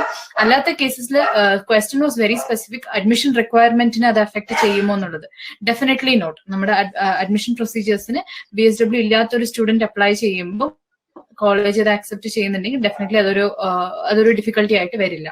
Thank you Greeshma. Thank you Sona. Ma'am, social വർക്കേഴ്സിന് ഏതൊക്കെ സെക്ടറിൽ വർക്ക് ചെയ്യാൻ പറ്റും? ഉദ്ദേശം എത്രത്തോളം സാലറി കിട്ടും അവർക്ക്? ഒരു ഡിമാൻഡ് ഉള്ള പ്രൊഫഷൻ ആണ് സോഷ്യൽ വർക്കർ കാനഡയിൽ? തീർച്ചയായിട്ടും കാനഡയിൽ സോഷ്യൽ വർക്കേഴ്സ് മോസ്റ്റ്ലി ഡിമാൻഡഡ് പ്രൊഫഷനിൽ വരുന്ന ഒരു കാറ്റഗറി തന്നെയാണ്. സോഷ്യൽ വർക്കേഴ്സ് ഇപ്പൊ കമ്മ്യൂണിറ്റി സോഷ്യൽ വർക്കേഴ്സ് ആയിട്ട് വർക്ക് ചെയ്യുന്നവരുണ്ട്, ഫാമിലി വെൽഫെയർ ഡിപ്പാർട്ട്മെന്റിൽ വർക്ക് ചെയ്യുന്നവരുണ്ട്, ചൈൽഡ് കെയർ ഡിപ്പാർട്ട്മെന്റിൽ വർക്ക് ചെയ്യുന്നവരുണ്ട്, ഹോസ്പിറ്റൽ സോഷ്യൽ വർക്കിൽ വർക്ക് ചെയ്യുന്നുണ്ട്. നോർമലി നമ്മൾ ഇന്ത്യയിലെ സോഷ്യൽ വർക്ക് പ്രൊഫഷനും കാനഡയിലെ സോഷ്യൽ വർക്ക് പ്രൊഫഷനും കൂടെ കമ്പയർ ചെയ്യുകയാണെങ്കിൽ കാനഡയില് സോഷ്യൽ വെൽഫെയർ കൺട്രി ആയതുകൊണ്ട് തന്നെ മിക്കവാറും ഗവൺമെന്റിന്റെ എല്ലാ വിങ്ങിലും തന്നെ സോഷ്യൽ വർക്കേഴ്സിന്റെ പ്രസൻസ്, അവരുടെ സർവീസസ് ആവശ്യമുണ്ട്. അപ്പൊ നിങ്ങൾ ഏത് സെക്ടർ നോക്കിയാലും, അതിപ്പോ സ്കൂൾ ബോർഡ്സിലായിക്കോട്ടെ, യൂണിവേഴ്സിറ്റീസിലായിക്കോട്ടെ, കോളേജസിലായിക്കോട്ടെ, ഹോസ്പിറ്റൽസില്, ചൈൽഡ് കെയർ സെന്റേഴ്സില്, ഗവൺമെന്റ് ഞാൻ പറഞ്ഞതുപോലെ ഇമിഗ്രേഷൻ ഡിപ്പാർട്ട്മെന്റ്സിൽ, ഇവിടെയൊക്കെ കമ്മ്യൂണിറ്റി നീഡ്സ് സാറ്റിസ്ഫൈ ചെയ്യുന്നത് സോഷ്യൽ വർക്കർ കൂടെ തന്നെയാണ്. അപ്പൊ തീർച്ചയായിട്ടും കാനഡയിൽ ഒരു വലിയ ഓപ്ഷൻസ്, അതായത് ഒരുപാട് ഓപ്ഷൻസ് ഉള്ള ഒരു കാറ്റഗറി തന്നെയാണ് social workers. Thank you ma'am. Next question സോനിയുടെ അടുത്താണ്. ഗോപിക ഇത് പിന്നെയും ചോദിച്ചിട്ടുണ്ടായിരുന്നു നേരത്തെ, ഗോപിക ജയകൃഷ്ണൻ. ഒത്തിരി പേര് കാനഡയില് പോവാൻ സ്കോളർഷിപ്പ് ഓപ്ഷൻസിനെ പറ്റി ആലോചിക്കാറുണ്ട്. അപ്പൊ ഈ സ്കോളർഷിപ്പ് ഓപ്ഷൻസിന്റെ റിക്വയർമെന്റ്സ് എന്തൊക്കെയാണ്? ബേഴ്സറീസ് നമ്മൾ ഒത്തിരി കേട്ടിട്ടുണ്ട്. ബേഴ്സറി എന്ന് വെച്ച് കഴിഞ്ഞാൽ എന്താണ്? അതിനെ പറ്റി ഒന്ന് കൂടുതൽ പറഞ്ഞുതരാം. Thank you Gopika, thank you Greeshma. കാനഡയിൽ ഇന്റർനാഷണൽ സ്റ്റുഡൻസിന് അപ്ലൈ ചെയ്യാൻ പറ്റുന്ന ഒരുപാട് സ്കോളർഷിപ്സ് ഉണ്ട്. ആൻഡ് എല്ലാ കോളേജസും എല്ലാ യൂണിവേഴ്സിറ്റീസും സ്കോളർഷിപ്സ് പ്രൊവൈഡ് ചെയ്യാറുണ്ട്. സ്കോളർഷിപ്സ് 2 ടൈപ്സ് ആണ്. ഒരെണ്ണം ഇന്ത്യയിൽ നിന്ന് നമ്മൾ ഇവിടുന്ന് ഒരു ആപ്ലിക്കേഷൻ സബ്മിറ്റ് ചെയ്യുമ്പോൾ തന്നെ സ്കോളർഷിപ്സിന് അപ്ലൈ ചെയ്യാൻ പറ്റും. And the second one is നമ്മൾ അവിടെ ലാൻഡ് ചെയ്ത് കഴിഞ്ഞിട്ട് അപ്ലൈ ചെയ്യുന്ന സ്കോളർഷിപ്സ്. ആൻഡ് ഇവിടെ നിന്ന് പോകുന്ന മുമ്പ്, ലൈക്ക് ഇവിടെ നിന്ന് ഒരു ആപ്ലിക്കേഷൻ ഫയൽ ചെയ്യുമ്പോൾ, നമ്മൾ ഒരു ആപ്ലിക്കേഷൻ സബ്മിറ്റ് ചെയ്യുമ്പോൾ തന്നെ സ്കോളർഷിപ്പിന് അപ്ലൈ ചെയ്യണം എന്നുണ്ടെങ്കിൽ we should have very good academics, at least ഒരു 80% ഒക്കെ വേണം. ഇങ്ങനെ ഒരു അക്കാഡമിക്സ് ഉണ്ടെങ്കിൽ U can definitely apply for scholarships. And second option is, in case നമുക്ക് അങ്ങനെ ഒരു സ്കോളർഷിപ്പിന് അപ്ലൈ ചെയ്യാൻ പറ്റിയില്ല എന്നുണ്ടെങ്കിൽ അവിടെ ലാൻഡ് ചെയ്ത് കഴിഞ്ഞിട്ട്, ഇപ്പം യൂഷ്വലി ഇന്ത്യൻ സിലബസ് എന്ന് പറയുന്നത് 6 months നമ്മൾ ആ സെമസ്റ്ററിലുള്ള സബ്ജക്ട് മൊത്തം പഠിച്ചിട്ട് ലാസ്റ്റ് 6 month എൻഡിലായിരിക്കും നമ്മൾ എക്സാമിനേഷൻ കൊടുക്കുന്നത്. സോ അങ്ങനെ കൊടുക്കുമ്പോൾ യൂഷ്വലി മോസ്റ്റ് ഓഫ് ദി സ്റ്റുഡൻസിന് സ്കോർ ചെയ്യാൻ പറ്റാറില്ല. പക്ഷെ അവിടെ റെഗുലർ അസസ്മെന്റ് ആയതുകൊണ്ട് തന്നെ നിങ്ങൾക്ക് നല്ല രീതിയിൽ സ്കോർ ചെയ്യാൻ പറ്റും. ഓൾസോ ഇന്റർനാഷണൽ സ്റ്റുഡൻസിന് 1 സെമസ്റ്റർ കഴിഞ്ഞിട്ട് നിങ്ങൾക്ക് ഡെഫിനറ്റ്ലി സ്കോളർഷിപ്സിന് അപ്ലൈ ചെയ്യാൻ പറ്റും. This is about the scholarships. Bursaries എന്ന് പറയുമ്പോൾ ഇപ്പം ചില സ്റ്റുഡൻസ് ഉണ്ടാവും, അവർ ടോട്ടലി പ്രാക്ടിക്കൽ ഓറിയന്റഡ് സ്റ്റുഡൻസ് ആയിരിക്കും. സോ തിയറിറ്റിക്കലി അവർക്ക് അത് എക്സ്പ്രസ് ചെയ്യാൻ പറ്റാത്തത് കൊണ്ട് സ്കോർ ഇല്ലാത്ത സ്റ്റുഡൻസ് ഉണ്ടാവും. സോ അങ്ങനത്തെ സ്റ്റുഡൻസിനും ഓൾമോസ്റ്റ് എല്ലാ ഇന്റർനാഷണൽ സ്റ്റുഡൻസിനും അപ്ലൈ ചെയ്യാൻ പറ്റുന്ന ഒരു ടൈപ്പാണ് ബർസറീസ്. ബർസറീസ് എന്ന് പറയുന്നത് it is based on demonstrated financial needs. അപ്പം യൂഷ്വലി ഈ ഒരു സ്കോളർഷിപ്പ് അല്ലെങ്കിൽ ബർസറീസ് എന്ന് പറയുന്ന ഒരു കാറ്റഗറിക്ക് ഇന്റർനാഷണൽ സ്റ്റുഡൻസ് എല്ലാവർക്കും തന്നെ അപ്ലൈ ചെയ്യാൻ പറ്റും. So this is about the scholarships and bursaries. Thank you Greeshma. Thank you Sona. ഒരു സ്റ്റുഡന്റിന്റെ ഹയർ സ്റ്റഡീസിന് ശേഷം PR ഒബ്റ്റെയിൻ ചെയ്യാൻ എത്രത്തോളം ടൈം എടുക്കും? മാമിന്റെ ഒപ്പീനിയൻ എന്താണ് ഇതിനെ പറ്റിയിട്ട്? Thank you Greeshma.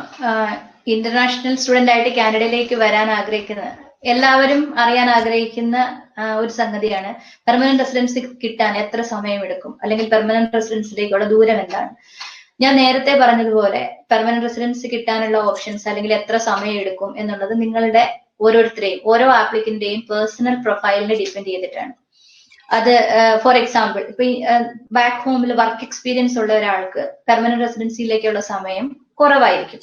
ഇപ്പൊ +2 കഴിഞ്ഞ് അല്ലെങ്കിൽ BSW അല്ലെങ്കിൽ ഏതെങ്കിലും ഒരു പ്രോഗ്രാം കഴിഞ്ഞ് കാനഡയിലെത്തി +2 കഴിഞ്ഞ് കാനഡയിലേക്ക് വരുന്ന ഒരു സ്റ്റുഡന്റിന്, വർക്ക് എക്സ്പീരിയൻസ് ഒന്നും ഇല്ലാതെ കാനഡയിലേക്ക് വരുന്ന ഒരു സ്റ്റുഡന്റിന് 4 to 5 വർഷം വരെ എടുത്തേക്കാം. കാര്യം അവർക്ക് വർക്ക് എക്സ്പീരിയൻസ്, ബാക്ക് ഹോമിലെ വർക്ക് എക്സ്പീരിയൻസ് ഇല്ല. നിങ്ങൾക്ക് എനിക്ക് തോന്നുന്നു ചിലപ്പോഴെങ്കിലും നിങ്ങൾ അവെയർ ആയിരിക്കാം, കാനഡയിലേക്കുള്ള ഇമിഗ്രേഷൻ പ്രോഗ്രാംസ് എല്ലാം പോയിന്റ് ബേസ്ഡ് ആണ്. അപ്പൊ നമ്മളുടെ എഡ്യൂക്കേഷനും വർക്ക് എക്സ്പീരിയൻസിനും പോയിന്റ്സ് ഉണ്ട്. അപ്പം ഗ്രാജുവേറ്റ് പ്രോഗ്രാമിലുള്ള പ്രോഗ്രാം പോയിന്റ്സും നിങ്ങളൊരു +2 കഴിഞ്ഞിട്ട് ഒരു ഡിപ്ലോമ പ്രോഗ്രാം ചെയ്യുമ്പോഴുള്ള പോയിന്റ്സും എപ്പോഴും വേരി ചെയ്യും. അപ്പം ആ ഒരു പോയിന്റ് ലോസിനെ കോമ്പൻസേറ്റ് ചെയ്യാൻ രീതിക്ക് നിങ്ങൾക്ക് വർക്ക് എക്സ്പീരിയൻസ് വേണം. ബാക്ക് ഹോമിലുള്ള വർക്ക് എക്സ്പീരിയൻസ് ഉള്ളവരാണെങ്കിൽ ഒരു 3 തൊട്ട് 4 വർഷം വരെ പെർമനന്റ് റെസിഡൻസിയിലേക്കുള്ള സമയം എടുക്കുമെങ്കിൽ, അതേസമയം വർക്ക് എക്സ്പീരിയൻസ് ഇല്ലാതെ വരുന്നവർക്ക് ചിലപ്പോൾ 4 തൊട്ട് 5 വർഷം വരെ എടുത്തേക്കാം. അപ്പൊ അത് ഓരോരുത്തരുടെയും പേഴ്സണൽ പ്രൊഫൈൽ, നിങ്ങളുടെ എഡ്യൂക്കേഷൻ ബാക്ക്ഗ്രൗണ്ട്, നിങ്ങളുടെ ബാക്ക് ഹോമിലുള്ള വർക്ക് എക്സ്പീരിയൻസ്, കാനഡയിൽ നിങ്ങൾ കംപ്ലീറ്റ് ചെയ്ത പ്രോഗ്രാം, നിങ്ങൾ പഠിക്കുന്ന പ്രൊവിൻസ്, അങ്ങനെ കാനഡയിലെ വർക്ക് എക്സ്പീരിയൻസ്, അങ്ങനെ ഒത്തിരി ഫാക്ടേഴ്സിനെ ഡിപ്പെൻഡ് ചെയ്യുന്നതാണ്. എങ്കിലും ജനറലി നമുക്ക് പറയുകയാണെങ്കിൽ ഒരു 3 to 4 ഇയേഴ്സിനുള്ളിലാണ് സ്റ്റഡിക്ക് വേണ്ടി കാനഡയിലേക്ക് വരുന്ന ഒരു സ്റ്റുഡന്റിന് പെർമനന്റ് റെസിഡൻസിലേക്ക് എത്താൻ പറ്റുക. Thank you ma'am. Next question സോനിയുടെ അടുത്താണ്. ഒത്തിരി ചോദിച്ചു വരുന്ന ഒരു ക്വസ്റ്റ്യൻ ആണ് ഇത്. കാനഡയിൽ ഒരു കോഴ്സ് പഠിക്കാൻ എത്രത്തോളം കോസ്റ്റ് വരും? ഗ്രീഷ്മ, വെരി കോമൺ ക്വസ്റ്റ്യൻ ആണ്, എത്ര ഫീസ് വരും എന്നുള്ളത്. യൂഷ്വലി കാനഡയിൽ നമ്മൾ ഒരു കോഴ്സ് പഠിക്കുമ്പോൾ അത് ഒരു പ്രോവിൻസും നിങ്ങൾ ചൂസ് ചെയ്യുന്ന കോഴ്സും മാസ്റ്റേഴ്സ് ആണോ ഡിപ്ലോമയാണോ അതെല്ലാം തന്നെ ഡിപ്പെൻഡ് ചെയ്തിരിക്കും. സോ അങ്ങനെയുള്ള ഒരു പോസിബിലിറ്റിയിൽ നോക്കുമ്പോൾ യൂഷ്വലി കാനഡയിൽ കോഴ്സസ് സ്റ്റാർട്ട് ആവുന്നത് 6.5 lakhs. ഇപ്പം നേരത്തെ എനിക്ക് തോന്നുന്നു ഗോപിക പറഞ്ഞിരുന്നു MBA പഠിക്കണമെന്നുണ്ട്. ബിസിനസ് റിലേറ്റഡ് കോഴ്സസ് നമ്മൾ ചൂസ് ചെയ്യണമെങ്കിൽ it will cost like 6.5 lakhs തൊട്ടാണ് കോഴ്സസ് തുടങ്ങുന്നത്. പക്ഷെ സോഷ്യൽ വർക്ക് കോഴ്സസ് ഒക്കെ തന്നെ വരുന്നത് ഒരു പ്രോവിൻസും ഡിപ്പെൻഡ് ചെയ്തിട്ടാണ്. സോ അങ്ങനെ നോക്കുമ്പോൾ the course start from 7 to 7.5 lakhs തൊട്ട് സ്റ്റാർട്ട് ചെയ്യും. So totally depends upon the course നമ്മൾ ചൂസ് ചെയ്യുന്നതും ആൻഡ് ഏത് പ്രോവിൻസിലാണ് നമ്മൾ പഠിക്കാൻ ഉദ്ദേശിക്കുന്നതും ഡിപ്പെൻഡ് ചെയ്തിരിക്കും. Thank you Greeshma. Thank you Sona. Next question Angela ചോദിച്ചിരിക്കുന്ന ക്വസ്റ്റ്യൻ ആണ്. I'm studying BSW and would like to do MSW in Canada. I'm married and my husband doesn't want to migrate. So what will be my best option to choose for my MSW and to stay there for a job? Ma'am-ന്റെ അടുത്താണ് question. മാമിന് എന്ത് തോന്നുന്നു? Thank U Angela four the question. ആദ്യം കാനഡയിൽ MSW പഠിക്കണം നിങ്ങൾ ചിന്തിക്കുമ്പോൾ നിങ്ങൾക്ക് ആദ്യം ഫസ്റ്റ്ലി നിങ്ങൾ അണ്ടർസ്റ്റാൻഡ് ചെയ്ത് ചെയ്യേണ്ടത് കാനഡയിലെ MSW പ്രോഗ്രാംസിനെ പറ്റിയാണ്. Masters in social work programs offer ചെയ്യുന്നതെല്ലാം കാനഡയിലെ യൂണിവേഴ്സിറ്റീസ് ആണ്. അതിൽ മോസ്റ്റ് ഓഫ് ദ പ്രോഗ്രാംസും റിസർച്ച് ഓറിയന്റഡ് പ്രോഗ്രാംസ് ആണ്. അതായത് കാനഡയിലെ ഇപ്പൊ നമ്മൾ പൊതുവില് മാസ്റ്റേഴ്സ് പ്രോഗ്രാമിനെ പറ്റി പറയുകയാണെങ്കിൽ കൂടിയും അധികം പ്രോഗ്രാംസും റിസർച്ച് ഓറിയന്റഡ് പ്രോഗ്രാംസ് ആണ്. വളരെ ചുരുക്കം പ്രോഗ്രാംസേ കോഴ്സ് വർക്ക് പ്രോഗ്രാംസ് ഉള്ളൂ. അപ്പം നമ്മൾ ഇന്ത്യയിൽ നിന്നുള്ള സ്റ്റുഡൻസ് കൂടുതലും ഫെമിലിയർ ആയിരിക്കുന്നത് കോഴ്സ് വർക്ക് സ്ട്രക്ചറുമായിട്ടായിരിക്കും. അപ്പൊ പെട്ടെന്ന് വന്ന് ഒരു റിസർച്ച് പ്രോഗ്രാമിലേക്കുള്ള എൻട്രി അല്ലെങ്കിൽ ഒരു റിസർച്ച് പ്രോഗ്രാം കംപ്ലീറ്റ് ചെയ്യാന്നുള്ളത് റിയലി ചലഞ്ചിങ് ആണ്. ഫോർ എക്സാമ്പിൾ, ഇപ്പം ഇന്ത്യയിൽ നിന്ന് സോഷ്യൽ വർക്ക് പ്രോഗ്രാമിൽ അപ്ലൈ ചെയ്യുന്ന ഒരാൾ ഒരു റിസർച്ച് പ്രോഗ്രാമാണ് ഒരു യൂണിവേഴ്സിറ്റി പ്രൊവൈഡ് ചെയ്യുന്നതെങ്കിൽ ആദ്യം നിങ്ങളുടെ ഒരു റിസർച്ച് ഏരിയ കണ്ടുപിടിക്കണം. അതിനകത്ത് നിങ്ങളൊരു സ്യൂട്ടബിൾ പ്രപ്പോസൽ ഉണ്ടാക്കണം. നിങ്ങൾ ഏതൊക്കെ യൂണിവേഴ്സിറ്റിയിലാണോ പഠിക്കാൻ ആഗ്രഹിക്കുന്നത് അല്ലെങ്കിൽ ഒരു പൊട്ടൻഷ്യൽ യൂണിവേഴ്സിറ്റിനെ നിങ്ങൾ തന്നെ ഐഡന്റിഫൈ ചെയ്യണം. അതിന്റെ കൂടെ തന്നെ നിങ്ങൾക്ക് സൂപ്പർവൈസേഴ്സ് അവൈലബിലിറ്റി ഉണ്ടോ എന്നുള്ളത് യൂണിവേഴ്സിറ്റീസിന്റെ വെബ്സൈറ്റിൽ നിങ്ങൾ കൺസേൺ ഫാക്കൽറ്റി മെമ്പേഴ്സിനെ നോക്കുക. നിങ്ങളുടെ റിസർച്ച് ഏരിയ, നിങ്ങൾ ചൂസ് ചെയ്യുന്ന റിസർച്ച് ഏരിയയുമായിട്ട് ഒത്തുപോകുന്ന റിസർച്ച് ഇൻട്രസ്റ്റ് ഉള്ള പ്രൊഫസേഴ്സ് ഉണ്ടോ എന്നുള്ളത് ഐഡന്റിഫൈ ചെയ്യണം. കൂടാതെ നമ്മൾ ഡയറക്റ്റ് എൻട്രീസ് മാസ്റ്റേഴ്സ് പ്രോഗ്രാമിലേക്ക് നോക്കുമ്പോൾ അപ്പം അറിയാമായിരിക്കുമല്ലോ എല്ലാവർക്കും തന്നെ, നമുക്ക് പൊതുവിൽ എല്ലാവർക്കും അറിയാവുന്ന ഒരു സംഗതിയാണ് മാസ്റ്റേഴ്സ് പ്രോഗ്രാമിന് നമ്പർ ഓഫ് സീറ്റ്സ് വളരെ കുറവായിരിക്കും. പക്ഷെ വേൾഡ് വൈഡ് ഉള്ള മാസ്റ്റേഴ്സ് ചെയ്യാൻ ആഗ്രഹിക്കുന്ന കാൻഡിഡേറ്റ്സ് മൊത്തം ഓപ്പൺ കോമ്പറ്റീഷനിൽ പാർട്ടിസിപ്പേറ്റ് ചെയ്യുകയാണ് ചെയ്യുന്നത്. അപ്പം നിങ്ങളുടെ റിസർച്ച് പ്രപ്പോസലിന്റെ ക്വാളിറ്റി, നിങ്ങളുടെ റിസർച്ച് ഏരിയ, നിങ്ങളുടെ ഒരു പൊട്ടൻഷ്യൽ സൂപ്പർവൈസറുടെ അവൈലബിലിറ്റി, നിങ്ങളുടെ എഡ്യൂക്കേഷണൽ ബാക്ക്ഗ്രൗണ്ട്, അക്കാഡമിക് ബാക്ക്ഗ്രൗണ്ട്, ഇതെല്ലാം നിങ്ങൾക്ക് ഒരു അഡ്മിഷൻ കിട്ടുന്നതിലേക്ക് അഡ്മിഷൻ കിട്ടാനുള്ള സാധ്യതകളൊക്കെ കൺസിഡർ ചെയ്യുന്നത് അല്ലെങ്കിൽ കൺട്രോൾ ചെയ്യുന്നത് ഈ ഫാക്ടേഴ്സ് ആണ്. അപ്പം ഇതൊക്കെ കഴിഞ്ഞിട്ടാണ് നമുക്കൊരു സോഷ്യൽ വർക്ക് മാസ്റ്റേഴ്സ് ഡിഗ്രിക്ക് കാനഡയിൽ അഡ്മിഷൻ കിട്ടുക. അപ്പൊ മോസ്റ്റ് ഓഫ് ദ പ്രോഗ്രാംസും റിസർച്ച് ഓറിയന്റഡ് ആകുമ്പോൾ വളരെ എന്താ പറയാ, നിങ്ങൾ കംപ്ലീറ്റ് ചെയ്യുന്നത് നിങ്ങളുടെ social work masters in social വർക്കിന്റെ ഭാഗമായിട്ട് നിങ്ങൾ കംപ്ലീറ്റ് ചെയ്യുന്നത് മേജർ ആയിട്ടും നിങ്ങൾക്ക് ഒരു തീസിസ് പേപ്പർ അല്ലെങ്കിൽ ഒരു റിസർച്ച് പേപ്പർ ആയിരിക്കും. കോഴ്സ് വർക്കുകൾ 1 or 2 കോഴ്സസേ ആകെ ഉണ്ടാവുള്ളൂ. അതിനകത്ത് ഒന്ന് നിങ്ങളുടെ റിസർച്ച് മെത്തഡോളജി പ്രോഗ്രാം ആയിരിക്കാം, രണ്ടാമത്തത് നിങ്ങൾക്ക് ഏതെങ്കിലും 1 or 2 കമ്പൽസറി കോഴ്സ് വർക്കും ഉണ്ടാകാം. അപ്പം മാസ്റ്റേഴ്സ് ഇൻ സോഷ്യൽ വർക്ക് എന്ന് ചിന്തിക്കുമ്പോൾ ആദ്യം ചിന്തിക്കേണ്ടത് നിങ്ങളൊരു റിസർച്ച് ഓറിയന്റഡ് പേഴ്സൺ ആണോ? ആണെങ്കിൽ നിങ്ങളുടെ റിസർച്ച് ഏരിയ, നിങ്ങളുടെ പ്രപ്പോസൽ, നിങ്ങൾക്കുള്ള പൊട്ടൻഷ്യൽ സൂപ്പർവൈസറുടെ സാധ്യതകൾ, ഇതൊക്കെ നിങ്ങൾ മനസ്സിലാക്കണം. ഇനി masters in social work by research എന്ന് പറയുമ്പോൾ അതൊരു ലോൺലി പാത്താണ്. കാര്യം നമ്മൾ തന്നെ നമ്മുടെ സ്വയം ഒരു റിസർച്ച് ഐഡിയയിൽ നിന്ന് ഡെവലപ്പ് ചെയ്ത് ആ ഒരു പർട്ടിക്കുലർ കോൺട്രവേഴ്സിയിൽ നമ്മൾ കോൺട്രിബ്യൂട്ട് ചെയ്യാണ് ചെയ്യുന്നത്. അതേസമയം കോഴ്സ് വർക്ക് ആണെങ്കിൽ കുറച്ചും കൂടെ ഈസി ആയിട്ട് നിങ്ങൾക്ക് കംപ്ലീറ്റ് ചെയ്യാൻ പറ്റും. പക്ഷേ ഇപ്പൊ കാനഡയിലെ എല്ലാ എഡ്യൂക്കേഷൻ പ്രോഗ്രാംസും തന്നെ ജോബ് ഓറിയന്റഡ് ആണ്. അപ്പം MSW കോഴ്സ് വർക്ക് പ്രോഗ്രാം ചെയ്യാൻ പറ്റിയാൽ നിങ്ങൾക്കൊരു കോ വർക്ക് പെർമിറ്റിലേക്ക് പോയി ഒരു എംപ്ലോയറുടെ അടുത്ത് വർക്ക് ചെയ്യാനുള്ള ഓപ്ഷൻസും കൂടെ അതിൽ കിട്ടും. അപ്പം social work programme, masters in social work programme എന്ന് ചിന്തിക്കുമ്പോൾ ആദ്യം ഐഡന്റിഫൈ ചെയ്യേണ്ടത് റിസർച്ച് പ്രോഗ്രാം ചെയ്യണോ, കോഴ്സ് വർക്ക് പ്രോഗ്രാം ചെയ്യണോ. റിസർച്ച് പ്രോഗ്രാം കുറച്ചും കൂടെ കോംപ്ലിക്കേറ്റഡ് ആണ്. കോഴ്സ് വർക്ക് പ്രോഗ്രാം കമ്പാരിറ്റീവ്ലി ഈസിയാണ്. ഒരിക്കലും വളരെ ഈസിയാണെന്നല്ല പറയുന്നത്, കമ്പാരിറ്റീവ്ലി ഈസിയാണ്.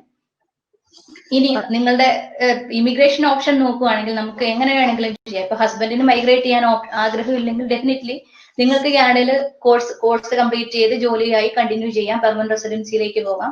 നിങ്ങളുടെ family full complete permanent residence എടുക്കണമെന്നൊന്നും യാതൊരു നിർബന്ധങ്ങളുമില്ല. നിങ്ങൾക്ക് എപ്പോഴാണോ പെർമനന്റ് റെസിഡൻസിയിലേക്ക് നിങ്ങളുടെ ഫാമിലിക്ക് വരണം എന്ന് തോന്നുന്നത് ആ സമയത്ത് മാത്രം ചെയ്താൽ മതി. പക്ഷെ സ്ഥിരമായിട്ട് കാനഡയിൽ നിൽക്കണമെങ്കിൽ ഇപ്പം ഒരു സ്റ്റുഡന്റ് വിസയിൽ പോകുന്ന ഒരാൾക്ക് കിട്ടുന്ന പോസ്റ്റ് ഗ്രാജുവേറ്റ് വർക്ക് പെർമിറ്റ് 1 വർഷം തൊട്ട് അല്ലെങ്കിൽ 8 മാസം തൊട്ട്, ഡെഫിനറ്റ്ലി സ്പെസിഫിക് ആയിട്ട് പറയുകയാണെങ്കിൽ 8 മാസം തൊട്ട് 3 വർഷം വരെയാണ്. അപ്പൊ അതിന്റെ അപ്പുറത്തേക്ക് വർക്ക് പെർമിറ്റിൽ കണ്ടിന്യൂ ചെയ്യാന്നുള്ളത് ബുദ്ധിമുട്ടായിരിക്കും നിങ്ങൾക്കൊരു എംപ്ലോയർ സപ്പോർട്ട് ഇല്ലെങ്കിൽ. അപ്പൊ തീർച്ചയായിട്ടും നെക്സ്റ്റ് ഓപ്ഷൻ പെർമനന്റ് റെസിഡൻസിയിലേക്ക് പോകാന്നുള്ളത്. അപ്പൊ പെർമനന്റ് റെസിഡൻസി എന്ന് ചിന്തിക്കുമ്പോൾ അൺഅക്കമ്പനിങ് ഫാമിലി മെമ്പേഴ്സിന്റെയും കൂടെ മെഡിക്കലും പോലീസ് ക്ലിയറൻസും കൊടുത്ത് അവരുടെ വില്ലിംഗ്നെസ്സും കൂടെ കാണിച്ചാൽ മാത്രമേ പെർമനന്റ് റെസിഡൻസിയിലേക്ക് പോകാനും തുടർന്ന് കണ്ടിന്യൂസ് ആയിട്ട് കാനഡയിൽ കണ്ടിന്യൂ ചെയ്യാനും പറ്റുള്ളൂ. ഇല്ലെങ്കിൽ നിങ്ങൾക്ക് എപ്പോഴും ഒരു എംപ്ലോയർ സപ്പോർട്ട് ഇല്ലാതെ, എംപ്ലോയർ സപ്പോർട്ടോട് കൂടിയുള്ള ഒരു LMI അപ്രൂവ്ഡ് ജോബ് ഓഫർ ഇല്ലാതെ കാനഡയിൽ കണ്ടിന്യൂ ചെയ്യാൻ പറ്റില്ല. Thank you ma'am. Thank you. Next question സോനിയുടെ അടുത്താണ്. തരുൺ ആണ് ചോദിച്ചിരിക്കുന്നത്. BSW 12th ശേഷം BSW പ്രോഗ്രാംസിന് വേണ്ടി അപ്ലൈ ചെയ്യാൻ പറ്റുമോ? അതിന്റെ റിക്വയർമെന്റ്സ് ഒന്ന് പറയാൻ പറ്റും? Thank you, Tarun, for the question. Definitely 12th കഴിഞ്ഞിട്ട് ഒരു BSW പ്രോഗ്രാമിന് അപ്ലൈ ചെയ്യാം. നിങ്ങളുടെ കരിയർ ഓപ്ഷൻ ഡിപ്പെൻഡ് ചെയ്യും. ബാച്ചിലേഴ്സ് ആണോ? ബാച്ചിലേഴ്സ് എന്ന് പറയുമ്പോൾ യൂഷ്വലി ഇന്ത്യയിൽ 3 years ആണ്, പക്ഷെ കാനഡയിൽ 4 years ആണ് ബാച്ചിലേഴ്സ് വരുന്നത്. വളരെ ചുരുക്കം BSW പ്രോഗ്രാംസ് മാത്രമേ 3 years വരുന്നുള്ളൂ. And if you looking for ഒരു ബാച്ചിലേഴ്സ് എന്ന് നോക്കുമ്പോൾ അൾട്ടിമേറ്റ്ലി 4 years ആണ്. അപ്പം അതിന്റെ ഒരു ഫിനാൻഷ്യൽ സൈഡും കൂടി നമുക്ക് നോക്കണം. അല്ലെങ്കിൽ നിങ്ങൾക്ക് ഡിപ്ലോമ ചൂസ് ചെയ്യുവാണെങ്കിൽ, ഫോർ എക്സാമ്പിൾ ഇപ്പം സോഷ്യൽ സർവീസ് വർക്കർ, നേരത്തെ നമ്മൾ കണ്ടതുപോലെ അൽഗോൺക്വിൻ കോളേജിലൊക്കെ social service worker related programs ഉണ്ട്. അതെല്ലാം 2 years പ്രോഗ്രാം ആണ്. അല്ലെങ്കിൽ ഇഫ് യു പെർട്ടിക്കുലർ നമുക്ക് BSW തന്നെ വേണമെന്നുണ്ടെങ്കിൽ you can definitely apply to some very good universities. For example university of Guelph, അങ്ങനത്തെ ഒരുപാട് നല്ല യൂണിവേഴ്സിറ്റീസിലോട്ട് നിങ്ങൾക്ക് ഡെഫിനറ്റ്ലി BSW അപ്ലൈ ചെയ്യാം. അതിന് നിങ്ങൾക്ക് IELTS വേണ്ടത്, +2 നമുക്ക് വേണ്ടത് at least 60%. At the same time IELTS overall 6.5 with no band less than 6 ആണ് വേണ്ടത്. ഒരു 12th ശേഷം ഡെഫിനറ്റ്ലി BSW പ്രോഗ്രാമിന് അപ്ലൈ ചെയ്യാം. Thank you. Thank you Sona. Ma'am, next question മാമിന്റെ അടുത്താണ്. ഒരു അതായത് ഒരു ജോബ് ഓഫർ അല്ലെങ്കിൽ വർക്ക് പെർമിറ്റ് ആയിട്ട് MSW ഗ്രാജുവേറ്റ്സിന് ഇമിഗ്രേറ്റ് ചെയ്യാൻ പറ്റുമോ? അതിന്റെ പോസിബിലിറ്റീസ് എങ്ങനെയാണ്? ഇപ്പം സാൻഡ്ര ഒരു ക്വസ്റ്റ്യൻ ചോദിച്ചിട്ടുണ്ട്, ജോബ് ഓഫർ അല്ലെങ്കിൽ ജോബ് വിസ വഴി ഇമിഗ്രേറ്റ് ചെയ്യണമെങ്കിൽ എത്ര സ്കോർ വേണം IELTS-ന്? ഇതൊക്കെ ഒന്ന് ക്ലിയർ ചെയ്ത് തരാം. Okay, thank you Greeshma and thank you Sandra for the question. കാനഡയിലേക്ക് വർക്ക് പെർമിറ്റിൽ അല്ലെങ്കിൽ ജോലിയോടുകൂടി കാനഡയിലേക്ക് വരിക എന്നുള്ളത് ഇപ്പം നിങ്ങൾ പഠിച്ചുകൊണ്ടിരിക്കുന്ന സ്റ്റുഡൻസ് ആണെങ്കിലും അല്ലെങ്കിൽ പൊട്ടൻഷ്യൽ ഇമിഗ്രൻസ് ആണെങ്കിലും എല്ലാവരും പ്രിഫർ ചെയ്യുന്നത് എപ്പോഴും ജോബോടുകൂടി വരാൻ പറ്റുമോ? അപ്പം ഡെഫിനറ്റ്ലി ജോബോടുകൂടി വരാൻ പറ്റും, പക്ഷെ സാധ്യതകൾ 10% താഴെയാണ്. കാര്യം ഞാൻ ആദ്യം നേരത്തെ ഇപ്പം ആഞ്ചലയുടെ ക്വസ്റ്റ്യൻ ആൻസർ ചെയ്തപ്പോൾ പറഞ്ഞു, കാനഡയിലേക്ക് വരണമെങ്കിൽ അല്ലെങ്കിൽ കണ്ടിന്യൂസ് ആയിട്ട് സ്റ്റേ ചെയ്യണമെങ്കിൽ ഒരു എംപ്ലോയർ സപ്പോർട്ട് വേണം. അപ്പം ഇന്ത്യയിൽ നിന്ന് ജോബ് ഓഫറിൽ കാനഡയിലേക്ക് വരണമെങ്കിൽ ഡെഫിനറ്റ്ലി നിങ്ങൾക്കൊരു എംപ്ലോയർ സ്പെസിഫിക് ജോബ് ഓഫർ വേണം. അത് എംപ്ലോയർ സ്പെസിഫിക് ജോബ് ഓഫർ എന്ന് പറയുമ്പം കാനഡയിലെ ESDC ഗവൺമെന്റ് ഡിപ്പാർട്ട്മെന്റിൽ നിന്ന് അപ്രൂവൽ, പോസിറ്റീവ് LMI അപ്രൂവൽ ഉള്ള ഒരു ജോബ് ഓഫർ ആയിരിക്കണം. നിങ്ങൾക്കൊരു എംപ്ലോയർ സപ്പോർട്ട് ഉണ്ടെങ്കിൽ മാത്രമാണ് ജോലിയോടുകൂടി കാനഡയിൽ വരാൻ പറ്റുക.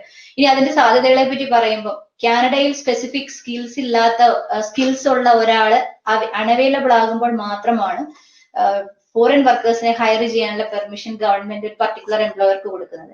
അതായത് LMI അപ്രൂവൽ എന്ന് പറയുന്നത് ഒരു ഈസി പ്രോസസ് അല്ല. അല്ലെങ്കിൽ ഒരു എംപ്ലോയർ സ്പെസിഫിക് വർക്ക് പെർമിറ്റ് എന്ന് പറയുന്നത് വളരെ സാധ്യതകൾ കുറഞ്ഞ, അതായത് കാനഡയിൽ ഒരു പർട്ടിക്കുലർ സ്കിൽ സെറ്റ് ഉള്ള ആളുകൾ ഇല്ലെങ്കിൽ മാത്രം നടക്കുന്ന ഒരു സംഗതിയാണ്. അതായത് അപ്പം നമ്മൾ ആദ്യം മനസ്സിലാക്കേണ്ടത്, ഇപ്പൊ സ്റ്റുഡന്റ് വിസയിൽ പോകാൻ ആഗ്രഹിക്കുന്നവരും ഇമിഗ്രേറ്റ് ചെയ്യാൻ ചിന്തിക്കുന്നവരും ഒക്കെ ആദ്യം വിചാരിക്കുന്നത് എങ്ങനെയെങ്കിലും ജോബോട് കൂടി പോകണമെന്നാണ്. അപ്പൊ ജോബോട് കൂടി കാനഡയിലേക്കുള്ള പോക്കുന്നുള്ളത് 100% മാത്രം സാധ്യതയുള്ളൂ.